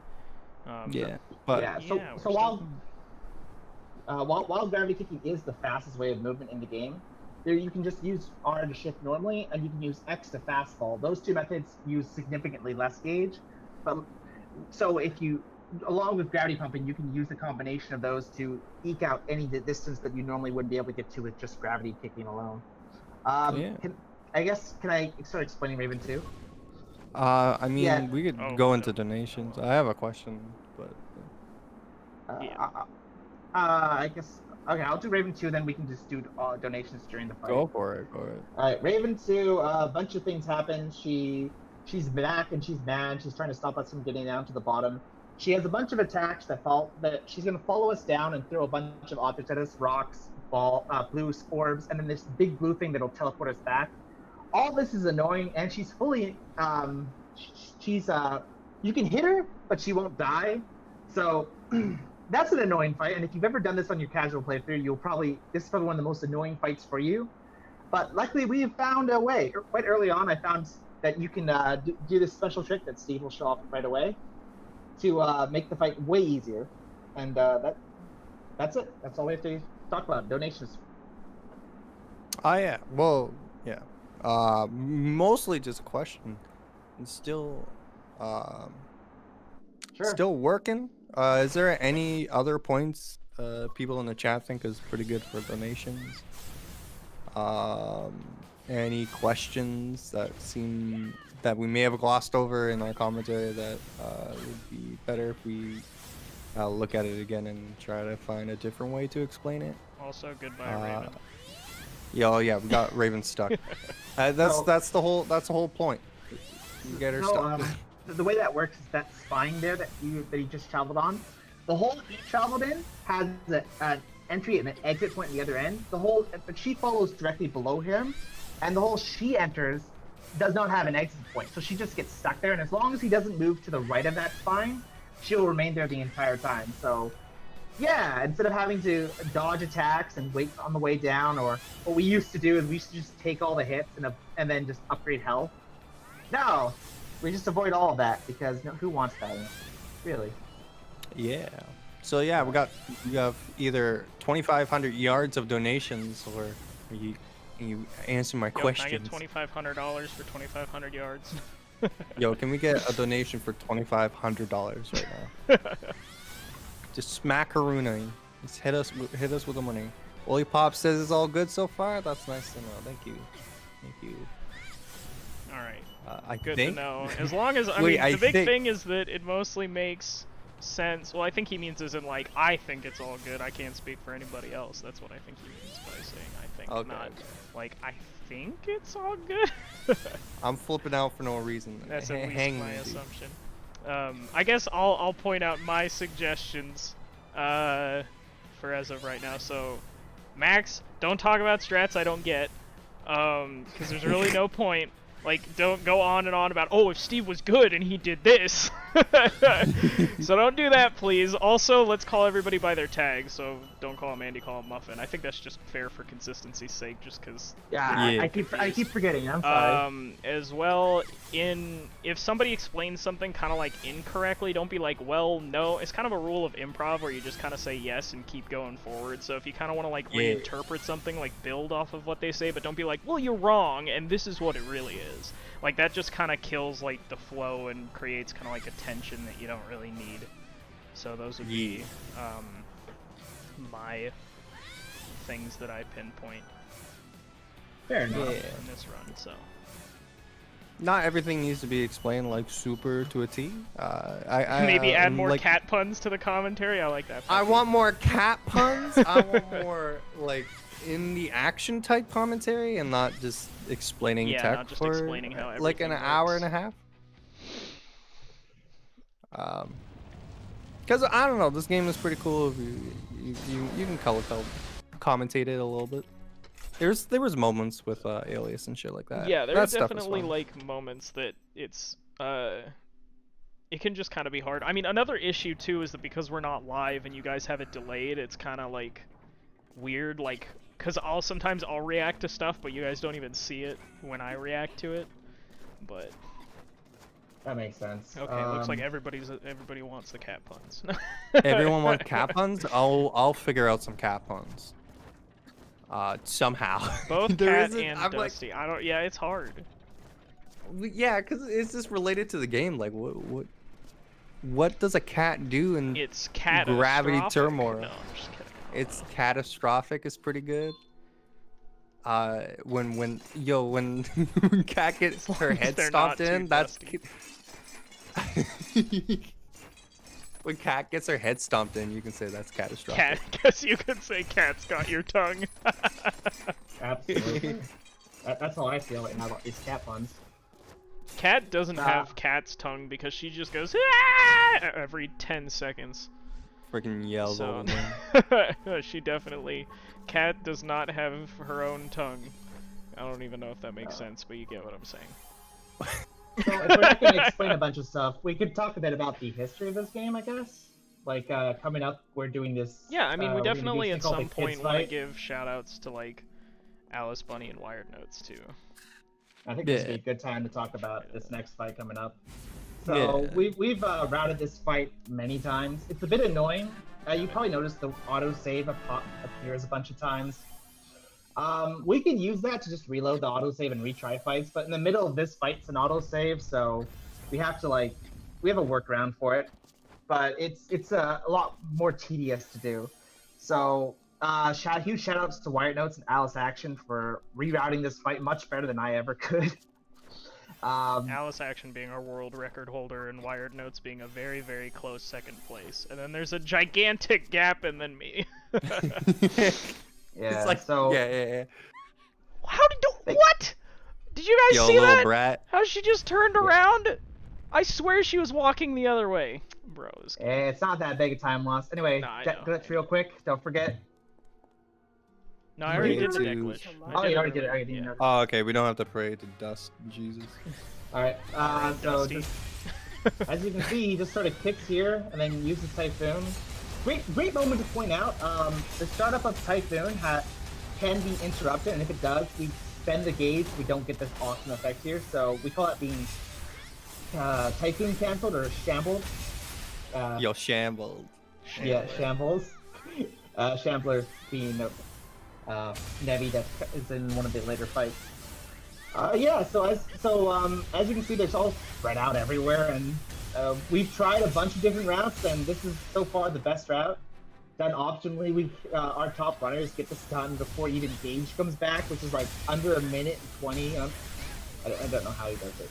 Yeah, I think Alice still tries to do this without Gage, so he has Gage later. Alice does some weird stuff. He does stuff that no one else does. Yeah. He comes up with his own strats. He plays his own game. Yeah.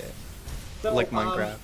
This game is called Gravity Rush here in NST and in Europe. But in Japan, it's called Gravity Days. The only real difference besides the text is in Japan, circle and X are sort of switched around. So in order to activate missions, you push circle instead of pushing X. But really, there is no other real differences between the two games. Like, and text speed doesn't matter when you just sort of pause and skip everything. Yeah. Yeah. So tie through this and yeah, luckily there's no time difference between any. There's a few great things about this game. One is that there are absolutely no patches. And all the DLC and everything is included in the remastered edition, as well as there's no time difference between any language. Obviously, like PS4 with an SSD or like a PS4 Pro with an SSD and a PS5 do have hardware variations, like they would with every game. But overall, this game is like, and with the way the saving works and everything, it's really, really easy to just kind of pick up and start speedrunning if you're interested. And so I just want to emphasize that again. Oh yeah, character names. I forgot about that. Character names are different, but like in terms of mechanics, the only thing is the quiz you saw him do earlier has some of the stuff like shuffled. Like where the bottom option is circle and the right option is X. That's because they just switched around circle and X for everything. Yeah. I get why they do that, but it's just it's annoying. So this is Nushi. You'll be seeing him a lot. He comes back several times, including in several cutscenes. Yeah, Cat just is not able to kill him, no matter how many times she does kill him. And so what he's doing right there is he's another train on a track. You hit him, and then you travel to Raven, and then Raven does a cutscene, and then you do it like 3 times. But yeah, you but can this also is... you can activate it by hitting the bone. Yeah, this is a cooler train in my opinion. Oh, much because cooler a lot train. of the time there's a lot of just YOLO kicks to try to hit the bone because you can't like auto target it. Yeah. So like that, I you just just hit a the lot bone of and that should work. Yeah. So it's a lot of just YOLO. This is what separates the casual runner from the pro gamer, right here. The ability to hit something without auto target. Yeah, so auto targeting is pretty reliable in this game, but sometimes it can cause wacky stuff. Yeah, and what's actually really cool too is if you can use the left analog stick to slightly change the angle of Cat's kick while she's moving, and you can actually use that in certain situations to, like, if you have an enemy in the distance, you can lock on to the enemy in the distance and then get a long-range kick on an enemy that's right in front of you, but it's really situational and difficult to consistently pull off. But there's cool tricks you can do with the auto-targeting in this game. Alright, episode 15, I'm just gonna quickly just rush through this explanation. So, after all these fun flying around, gravity power movements, what better way to take a break than to just have a platforming section? That's what this is. This doesn't save time, but it looks really funny. I don't want to show it off. Did I get it? I'll explain it after you do it. One more try.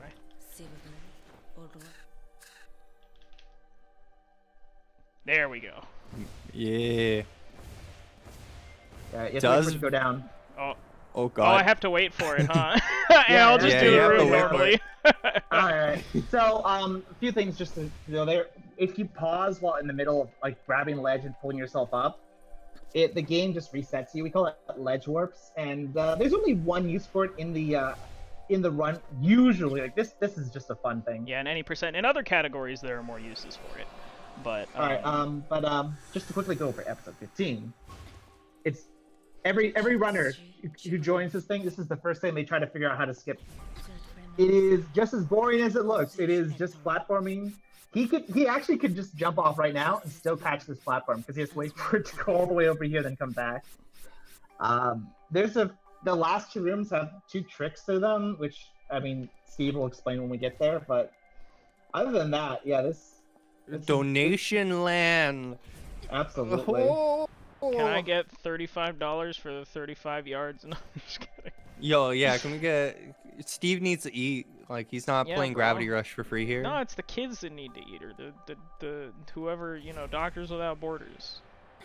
Oh, it's yeah, the doctors. Those people. Right. Bro, this is for the kids. Isn't it cancer research? Wait. Isn't it cancer research for this one?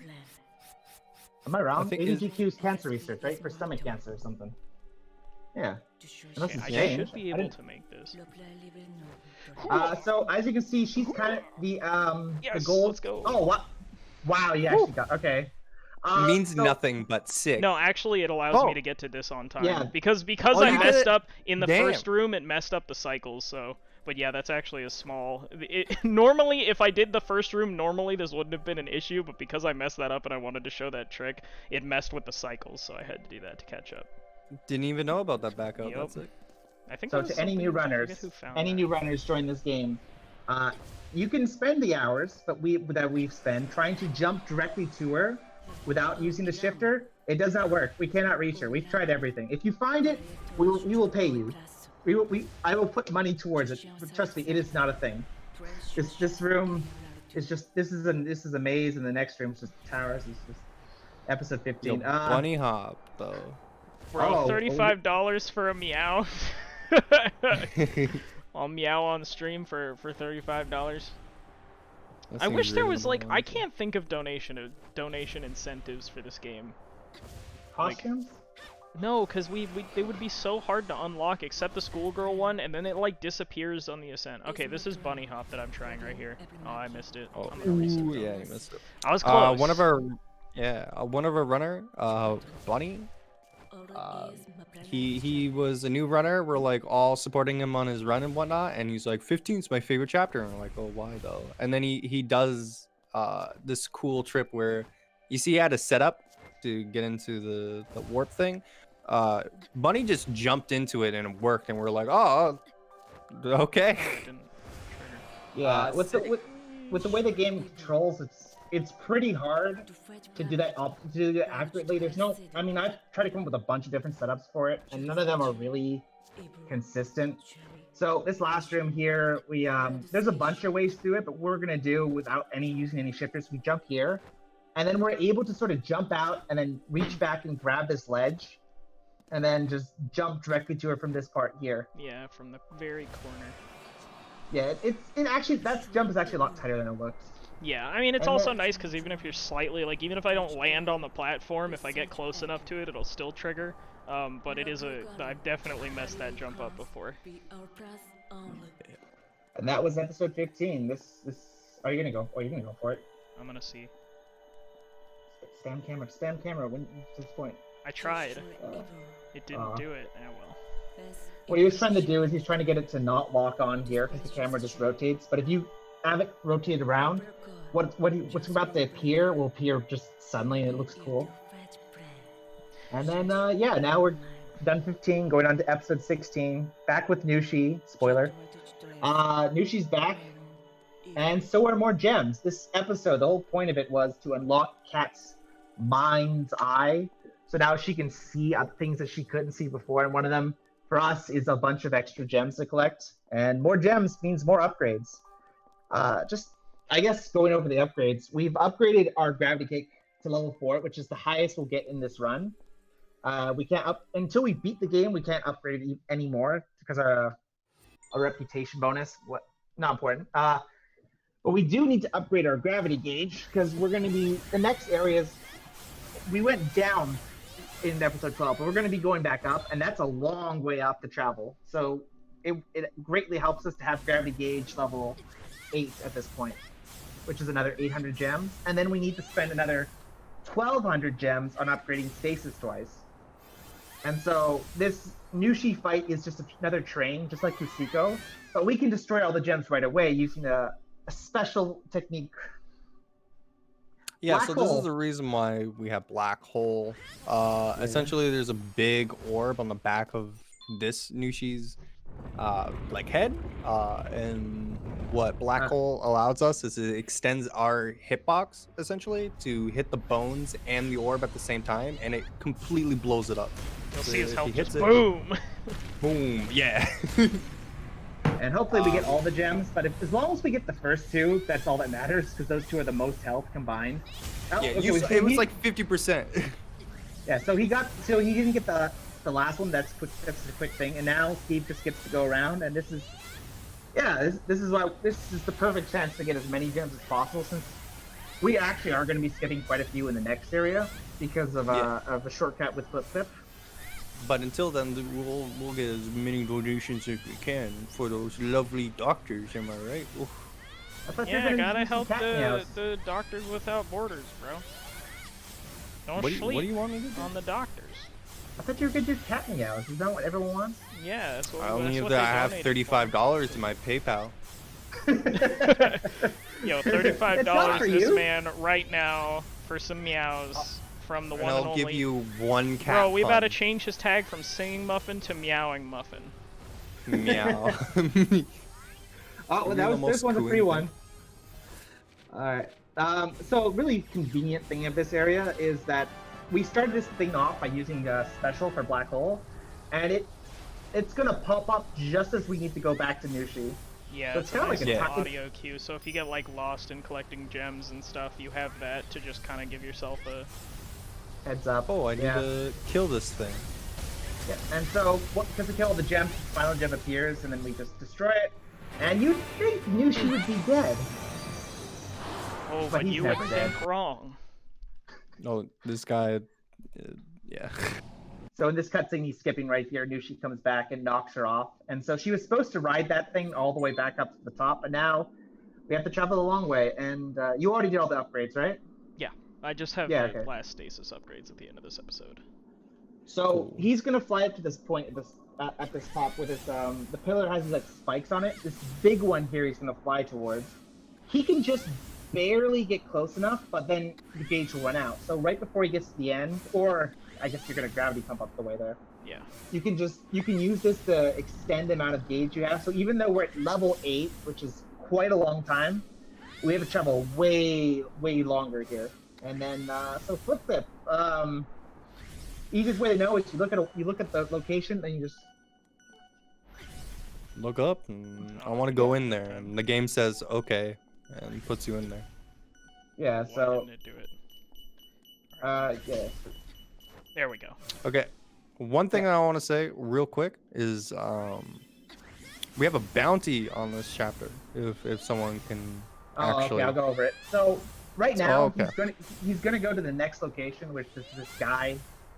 And you're probably wondering, why don't we just fly all the way up to the top? Because that's where the goal is, right?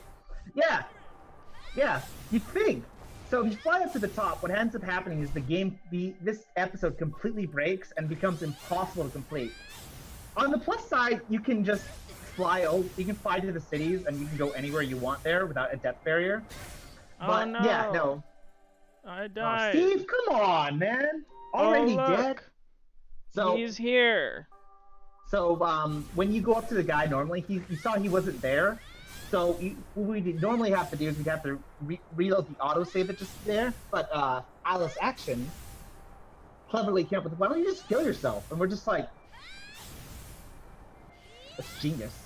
Brilliant. So now, brilliant. So that's why we've had our gauge at lowest part. So now anytime Steve wants, he can upgrade his health. But Steve is no. No, I was gonna make a cat joke there, but that seemed inappropriate. The bounty I am talking about, default, is essentially we can get all the way up to the next part to start the next chapter, but as soon as you cross the trigger for the cutscene, it doesn't trigger. The game soft locks, and you can go anywhere, but you can't progress the story. Yeah. So the game we've tried everything, and it's everything. If you can find a way, because we've shown you can flip there, and you can flip many places. If you can find a way to somehow trigger the end of this episode without having to do these fights we're about to do, that would. What are we at now? We're at $400. Like I'm donating 300. I'm doing 300 at this point, and then Dang, Steve, you're doing I guess 100. we're at 500 if you're doing 300. You're putting 300 on this? Yeah, dude, I've been wanting to get it since I started running this game. We've known about clips for, Steve found his Steve clip like what? In It was early a few months 2016? Yeah. Yeah, so early 2016 he found that. We've known to do that, and we've been trying for that many years. And So the bounty's at 500? yeah, Alright. hell yeah. All right. You can use that money and spend on some PS5 You can buy a or something. PS5 and then get We're number one on the offering a leaderboard. PS5. Yeah, because I can do this through the ground. yeah, world record's free with the PS5 and SSD. All right, so as showing off the broken power of Gravity Typhoon, it goes through walls, and you probably noticed that enemy that's flying around there. It's called a dragon, they're probably the most annoying enemy to fight in the game. So we never fight him. We just all 3 dragons that appear in this run, we're just gonna use Gravity Typhoon to get rid of. Except he had 1 Oh. left. Yeah, that wouldn't be a problem. Yeah, so that's fine. You can just get good. We're chilling. the reason why it's so annoying is you can see those wings flying up and down. When the wing is fully like above it, it's gem. You can't hit the gem, and then whenever you kick it, it just does a 180 sometimes, and we're just Okay. none of I that. want to just re-clarify because he asked about the bounty. So the bounty is if you can use the clip. I mean, you can use the clip to try to get, but if you're able to skip episode 17, because we can get to the cutscene trigger, but we can't actually get it to progress. If you can get this cutscene to trigger before completing the last fight, and you have video proof with a consistent setup, then that's what the bounty's for. You get $500 apparently. So this thing right here, what just happened on stream, that if you can get that to happen without having to do the previous 2 fights we did, that's the bounty. Yeah. Just tell us how. Just With give us a setup, proof. video proof with a setup. With I want to a be clear setup. about that, not Yeah. just a hey, it happened once and I don't know how it happened. Yeah. But Yeah, if we can replicate it, yeah, that's it. We're gonna mention this thing again during the GDQ run. All right. I'm gonna ask to make sure we can. Oh yeah. to Oh what? yeah. I get. Didn't we already ask? The We bounty? did it in the comment. Thought we Not the already... bounty. Okay, well I'll check in with the runners again. What are we talking about? So let's talk about this episode real quick. This is Censor's episode. That guy, scientist guy up there, he wants us to go around and do a bunch of errands for us because we can fly and he can't. So just go around, play Sensors. He's gonna do a bunch of tests, and this is why we upgraded stasis to level 4, so we can carry 4 objects. Yep. So that if we get hit while carrying an object, it drops all of them. But luckily, we're not going to get hit because we're pro. First fight, this fight here. Yeah, this fight here, I'm not setting you up to fail. I'm setting you up. You've already been like, oh, well, you know the strat that Steve should have done, but he's just too bad to do. Spent the whole fight talking about things that I should have done instead of things I was doing. I can't help it. I'm in lecture mode constantly. No, I'm just gotta messing chill. with you. I'm messing with you. Yo, go for ledge warp. No, what I'm gonna do is even if I don't get ledge warp here, I'm gonna still showcase ledge warp so that people can see what it is. Yeah. So this is the only place in the run where ledge warp would work. So as you can see that thing that pops up at the end, that's like where we place the sensor. But if you grab a ledge here and do a ledge warp, you can place the sensor during that cutscene, and so it puts you back here while placing the sensor, which is much closer to this next place. Yeah, it's faster. And the way the ledge warp works, I just want to explain this quickly, is basically when you grab a ledge, at any point the cat pulls herself up and places 1 foot on the ledge, is when you're able... if you pause and unpause the game, then she warps out. It's a very, very strange glitch, and it's more useful in 100% than it is in any percent, but... yeah, it's a pretty interesting movement tech, and for some reason grabbing a ledge doesn't do anything, pausing the game doesn't do anything, but when you combine the two, it just breaks the game. Pretty nice. I'd also like to point out it's the deck glitch is a frame 1 trick. That glitch is huge window. Definitely very easy to Turns do. around that Lancer. What? How did that miss? Okay, If you're playing this game the first time, it's just easier to use Typhoon to clear these all out, but having Typhoon for the next fight coming up early, this is one of those places where we've routed out where it's just, instead of going and using Typhoon to the easy thing here, we'd rather save it for the next fight coming up. Alright, so this next trick's pretty difficult. He wants us to grab the sensor, and then we're going to get ambushed by a bunch of enemies, and if any of them hit us, it drops it. But you can sort of, if you avoid getting a hit, which is really hard, I don't think I've ever done it. Oh, You just gotta be patient after the... I'm bad. Nope, got hit. Yeah. There's nothing, like, your kicks don't stagger these enemies, so you have to, like, kill them incredibly quickly. Yeah, you do. You kind of have to get consistent double kicks in order to do that seriously. And there's ways you can, like, what's nice too is you can curve around their bullets. I want to get this health just to be a little safe. But you can curve around their bullets if you're kicking to them while they shoot, but when you're right up against them, it's like almost impossible to dodge the bullets. You remember you can upgrade health anytime you want. Yeah, but... Yeah, but we're trying not to drop the thing. We don't really care about getting hit. Come on. Alright. I got him, we're chilling.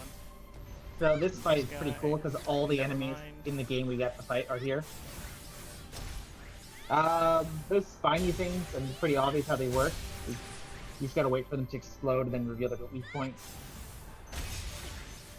And then the golem here is one of those level 2 golems, so he takes a lot more hits, but Typhoon, thankfully, at the level we're at, is super strong. And we're gonna get rid of not only the golem, but we're also gonna get rid of this stupid Dargon. Is it Dragoon or is it Dragoon? Well, I don't. Its official name is not. We just call it a dragon. I swear I killed him. Oh, there's another R up here. R, yeah. But he has a different official. All the Nevi have like official names that are all like kind of weird. They're all. You can find them in the gallery of Remastered. But honestly, some of them I don't even know how to pronounce because they're just spelled. And this game, they speak kind of a combination of French and Japanese, so there's no like English. Oh, I almost didn't pick him up. But yeah, all the Nevi have official names, and we just kind of came up with nicknames for them so we can easily like communicate what we're talking about. So I don't remember exactly what their official names are. I might need to brush up on that before the actual run. I have to point this out. So he just made you fly around and go place all those sensors and then fight a whole bunch of Nevi. And what does he do when he's done his test? He just blows them all up. And then he says, "Oh, now take me to my next place." Cat is too nice. And in case you're wondering, yes, he does betray us in the next episode. Spoilers. So He's a scientist with huge goggles. What do you expect? He has a name. We just call him Jerk Scientist. He's mean. What can I say? Oh boy, episode 19. Episode 19 has the it's probably the most dangerous episode to die on. Since if you die on episode 19 at the very end of it, it's a 5-minute time loss. But other than that, it's just a bunch of Nevi fights, so donation time for sure. And good luck finding all of Dusty. Yeah, 19 works as a donation. Yeah, I think so. So any questions, please? Any commentary? Hopefully I'm doing better. Trying not to explain this much. Yeah. I guess one thing I want to mention real quick was when Muffin was going to talk about the bounty, and then you're just like, "Oh, okay, let me explain." And then he's like, "Oh, okay." Because you have been talking for like the majority of the run, so just kind of give, other people time to talk, and then just like wait until there's at least like a second or two pause before kind of piping in. Yeah, we don't have to chock full this run with commentary. It can breathe on its own a little bit and stuff like that. Sorry, I actually thought Muffin had asked me to explain if someone else could explain it. I thought that's what he said. My bad if I misunderstood. No. It's fine, my dude. That's why I jumped in there. Yeah, so once again, $500 bounty if you can prove that. I didn't know you were gonna drop 300. Yeah, that too. I mean, I was usually dropping 200, but it's like, no, I'm upping it. This is GDQ, man. Alright. GDQ. There was a video that EasyScape was like the biggest bounties of speedrunning, and I'm like, we have a $500 bounty. Somebody DM EasyScape right now. Straight, honestly. I mean, we say we're gonna do this, but we tell no one. What about the bounty? About the bounty? We've announced it at like the marathon runs. Yeah, I guess. I mean, after the GDQ run, I could make like a Discord announcement if you want me to. Like, I don't know. This is just wire notes. We could make a Reddit announcement. I'm pretty sure this is what Twitter was designed for, actually. Say I have a $500 on Gravity Rush. Yeah, I mean, like if you're gonna make an announcement, the Discord is just people who are in our Discord. And Twitter is a bigger audience. I don't have a big audience. Bro, Steve does. Not really. No, I have a bigger. But that's only because of fighting games. Yeah, this fight in particular is kind of difficult. There's a whole bunch of things that shoot at you all at once, and like I said, the orange ones, they have different things, and for that puffer thing that fires a bunch of shots, the orange one just is not only has a shell, but then it just shoots an absurd amount. Oh. Wow, you can get them. I believe. Yeah, and then if you guys remember, all the way back in the first rift of the game, there was a boss. We're gonna fight him again. That was kind of clean. But now it's easier because we have upgraded powers. Unless you're on low percent. The double kill? Actually, this would be a great time. Steve, what is low percent and what is no gift gem spent? Oh yeah, so low percent is no collection, no special, no manholes, no upgrades, basically. And then no gems spent is basically the only rule is you can't spend any gems. So you debt into the specials at the beginning of the run and then you can't upgrade anything else. They're both hard, and those blue gems that refill our gauge become way more apparent when you don't have any gauge to work with. Oh yeah, fun little note about the interaction there. Nevi can actually hurt each other, which is why you saw me like... Oh, I gotta kill this guy before he kills me. Okay, we're chilling. Which is why I killed his eyes, and then I went for the golem. Not only because the golem has like a longer death animation, so we don't want to wait around longer, but also because when he does that attack, he actually hits the golem and helps me out. Yeah, you blind him and then he just flies into things. Yeah, he's schmovin'. Yeah, we're all schmovin', dude. What if I should really try to figure out a way to make them consistently hit each other? That sounds like... That's pretty much the way you do it. I mean, that's the most consistent way that I've experienced and seen. So we use Typhoon, clear up the golem, and then just kind of clean them up. Yep, and then just push triangle to end the episode. And then we got to move on to the last two episodes of the game, which are episodes 20 and 21. So, we're doing Quiet Cat, right? Yeah, I'm gonna attempt. Alright, so Quiet Cat is Steve. He's gonna do 3 attempts to unlock this. This glitch, the best way to describe it is God mode. You're fully invincible. Cat doesn't say anything, which is why she's quiet. And Spiral Claw just wrecks everything. It just one-hit KOs anything, including bosses. So, very, very powerful. Surprisingly, it's not the absolute fastest way. Like, if you go through it normally, there's a bunch of things you can use to get through it quickly as well. But we're definitely showing this off here, and we're definitely gonna do this during GDQ because we didn't last time we did our speed run for the we did the normal route. Well, this route didn't. This glitch wasn't discovered. Oh, wasn't it? When we did, yeah, it was discovered a month after. Oh wow, okay. Yeah, so just to explain what he's doing here, he exited back to the main menu, but he's holding the triggers to shift through the pages, and this delays the transition long enough that it causes this to happen. And that's all I know. It's kind of like the pause menu and the main menu like overlap. It's really weird. And then basically, but like the reason why we don't use this glitch at any other point in the game, let's see if I got it. Okay, I got it. The reason we don't use this glitch at any other point in the game is because you actually can't interact with anything, and you can't pause to do upgrades or anything like that, so that when we start a mission, when we go up and press the X button, that menu doesn't even appear, and so we normally wouldn't be able to progress, and we'd have to literally close the application and reload it to start the game again. But because this is the last episode of the game and there's nothing we need to... I swear. When there's nothing left we need to do, that for the stasis object just didn't cooperate.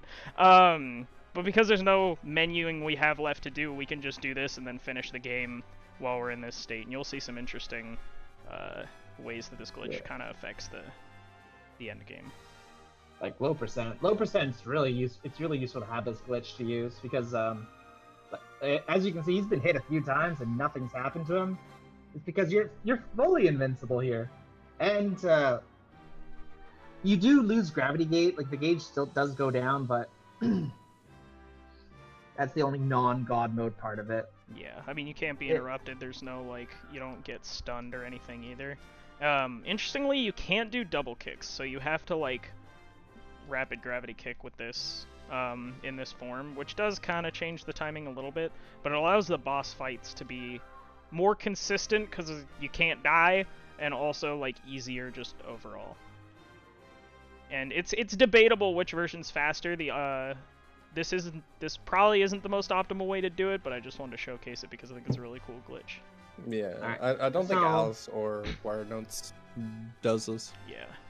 So this is a really cool thing right here. So we're supposed to kill Nevi in this. Yeah, you didn't kill the walker. Yeah. So we're supposed to kill Nevi along with the sea enemy that's above our heads, the big ball, and we're basically racing him. But we can speed this fight along if we kill certain Nevi before he does. And so this one right here, this is out of bounds. But what we can do is we can, without auto targeting, mind you, we can shoot it from a distance with 3 objects and get rid of it, and that saves a bunch of time. Yeah. Yeah. So technically, with this fight, you could just go hide the whole time. Yeah. Another thing too is that the gem count won't change. Like the little UI for the gems doesn't come up while you're in this mode either. Not that we could use it. Yeah, we couldn't even use the gems, so. So this is Unica. Normally we have a special strat for her, but for here it's God mode. He's just gonna use Spiral Claw. You'll see Spiral Claw, and then I'm just gonna after the Spiral Claw finishes, I'm gonna Void out, so that it kind of gets her to move to where she's supposed to go, but she's literally just gonna go to the end place and die. And also her health bar doesn't show up. The boss's healths don't show up when you're in this mode. They do instantly die, and yeah. Cutscenes, baby. All right, and that was Unica. Super hard normally. And you'll see my UIs over the comic book, and you'll see that at the credits, which is a really strange effect. Okay. All right. So now we were working with the sea enemy, but the sea enemy went crazy, and it's trying to destroy the city. And this is the final boss of the game.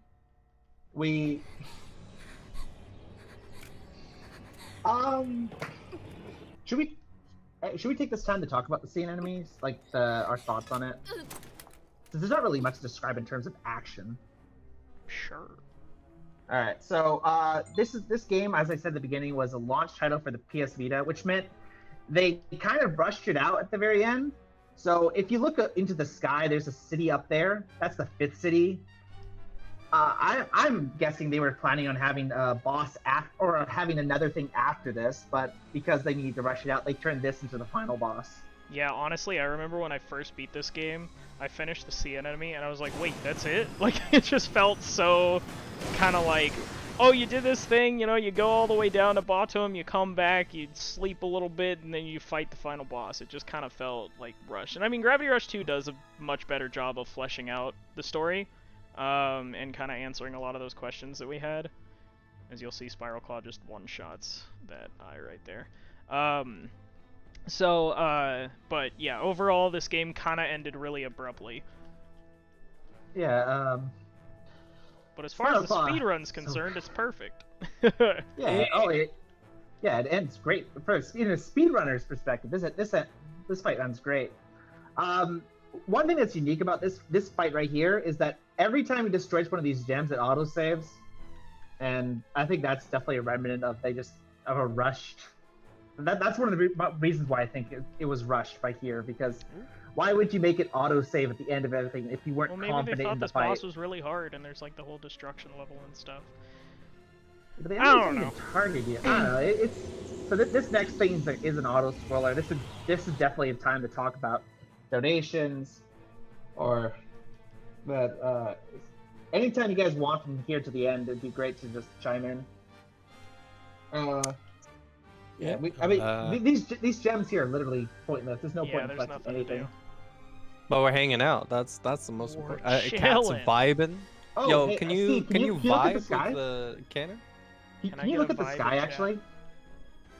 Look at the city look at the city in the sky. The military.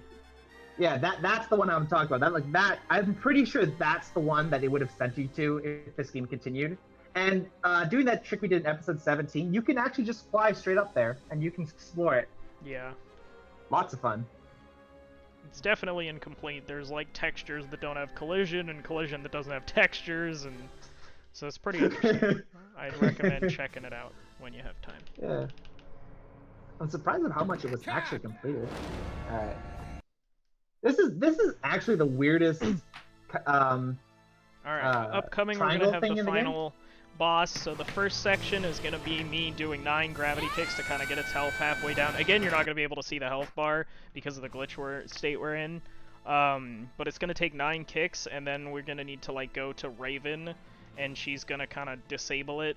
1, 2, 3, 4, 5, 6, 7, 8, and 9. Yeah, that's good. Alright, so now we're going to need to go to Raven, and she's going to disable it, which will allow me to just use a Spiral Claw to finish off the fight. But interestingly enough, we actually have to wait for Unica's text to appear, because if Unica doesn't show up, the cutscene to finish the game won't play. So what's nice is he can't hit me. Well, he can't deal damage to me. He can try to hit me all he wants. But, so Raven's here. And we just have to wait for Unica's text to appear at the bottom, because otherwise the game will kind of like soft lock. And we don't want that to happen. Yep, and that's the reason why he didn't just start the fight off with a Spiral Claw.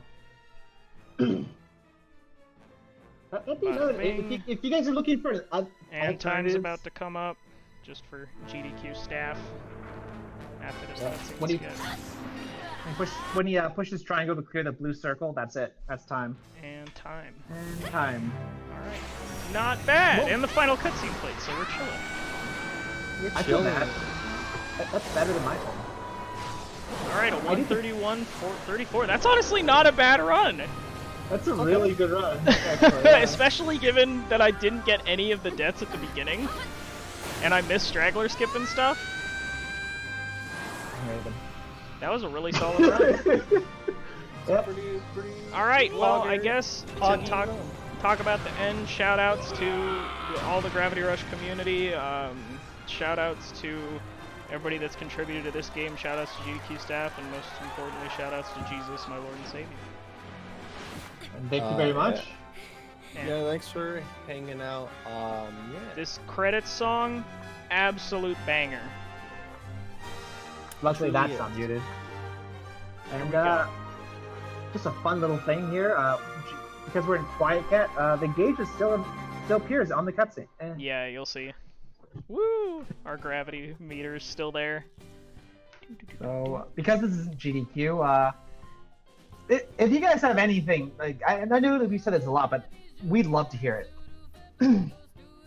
For anyone who maybe hasn't played the game at all, I'm just curious, like, if this is the first time you've ever seen a speedrun, like, what do you guys think? Yeah. What's that? Yeah, I can't even see that. All that will be very helpful for us. Is that like someone dancing? I can't even. It's such a small like emote. It is someone dancing. Yes, Not bad. Because this song's a bop. It is.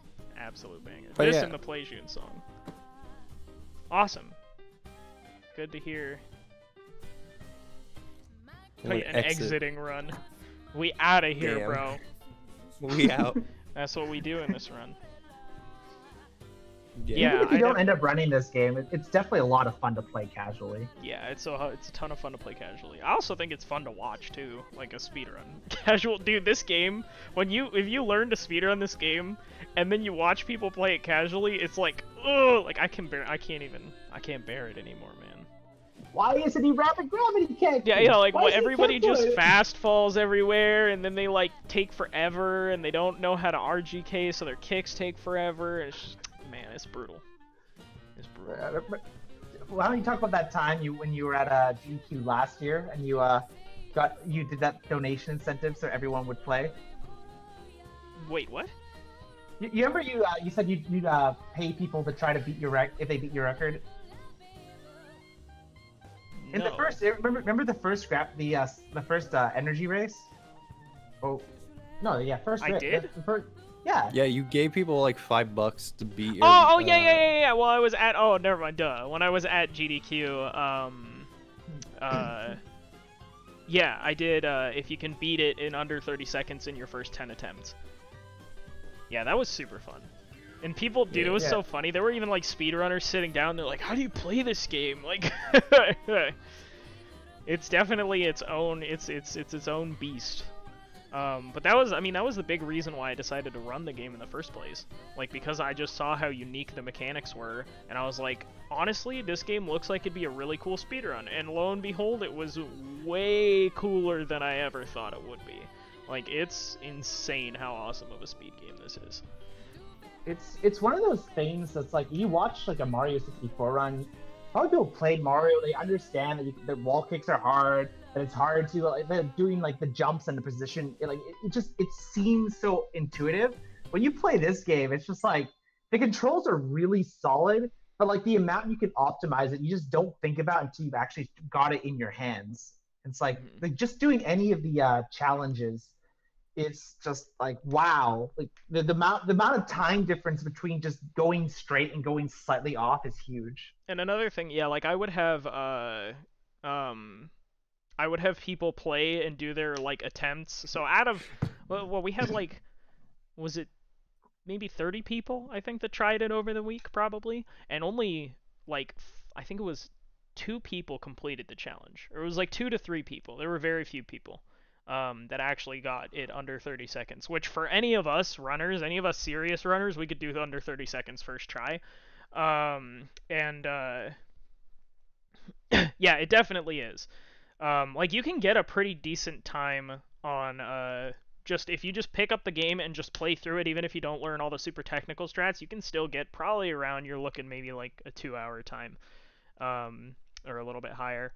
But anyway, so we had maybe about 2 people that completed it, and then after people would try it, I would show them the world record, and they're just like, how? I mean, like Alice Action's movement, because he has a pretty much world record on all of the timed-based challenges, and they're all on speedrun.com. He posted the videos of them, and his movement is just so incredibly crisp that it is like, it's one of those things that, like, if you don't try the game and play it yourself, so you can't really understand how technical it is, but it's so cool.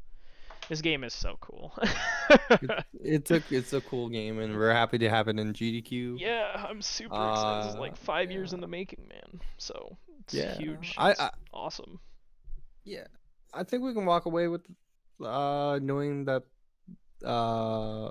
we can let the run breathe a little bit, and like have maybe like write down some chapters that no matter what's happening, we'll mention dedicate X, Y, and Z.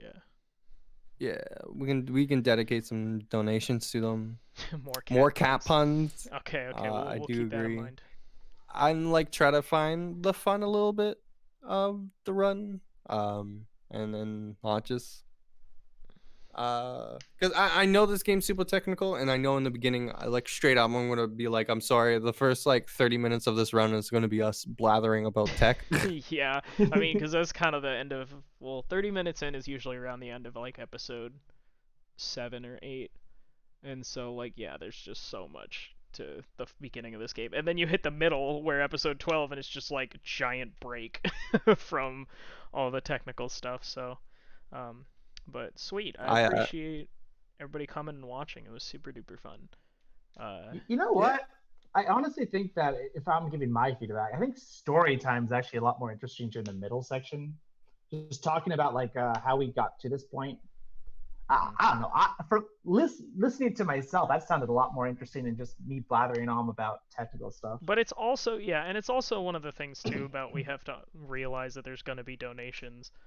And that it's going to take a certain amount of time, so we'll just have to, I mean, we'll kind of play it by ear in that sense, but yeah, I think we have a little bit better of an understanding of what we can improve on and how to, like, kind of the structure that we want. But I'm glad everybody enjoyed it, and nobody was like, man, this was trash, I hate this run, and your commentary is stupid, and Steve looks dumb, and all that stuff. So I appreciate you guys for not saying that. Again, all valid feedback. If you want to give us to it now, we can take it. I'm not a baby. Yeah.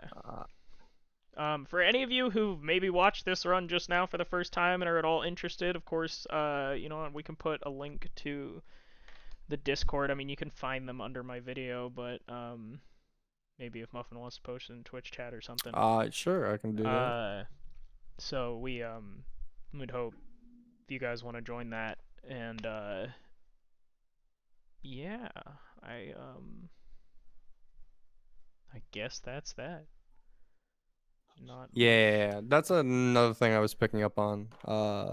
Is that there's sometimes where we talk feline over each other. awesome game as Yeah. opposed to- Sorry about that. Yeah, just like if someone just let someone finish their point and then talk and don't be afraid of silence. That's another thing. It's okay if there's some like like a breaks small and gap, whatnot. yeah. I Yeah, don't mind silence. It's just I just have this really big urge to explain everything. Yeah, no, I get that. Mm, Part of me wants to do yeah. that, but I'm like, I'm just gonna play. So, all right, well, I'm gonna end the stream now. Thanks again, everybody, for watching, and we hope to see you. Oh, just a reminder, and I'm gonna make big posts on New Year's to remind everybody. But the run is it's January 6th, around 3 a.m. Pacific time. So, and then I'll post, usually when I post it in places, I'm going to post a link to the GDQ schedule, which will like auto-convert it to whatever time zone you're in. So, but thanks everybody for stopping by, and I hope to see you in the actual run. I might be streaming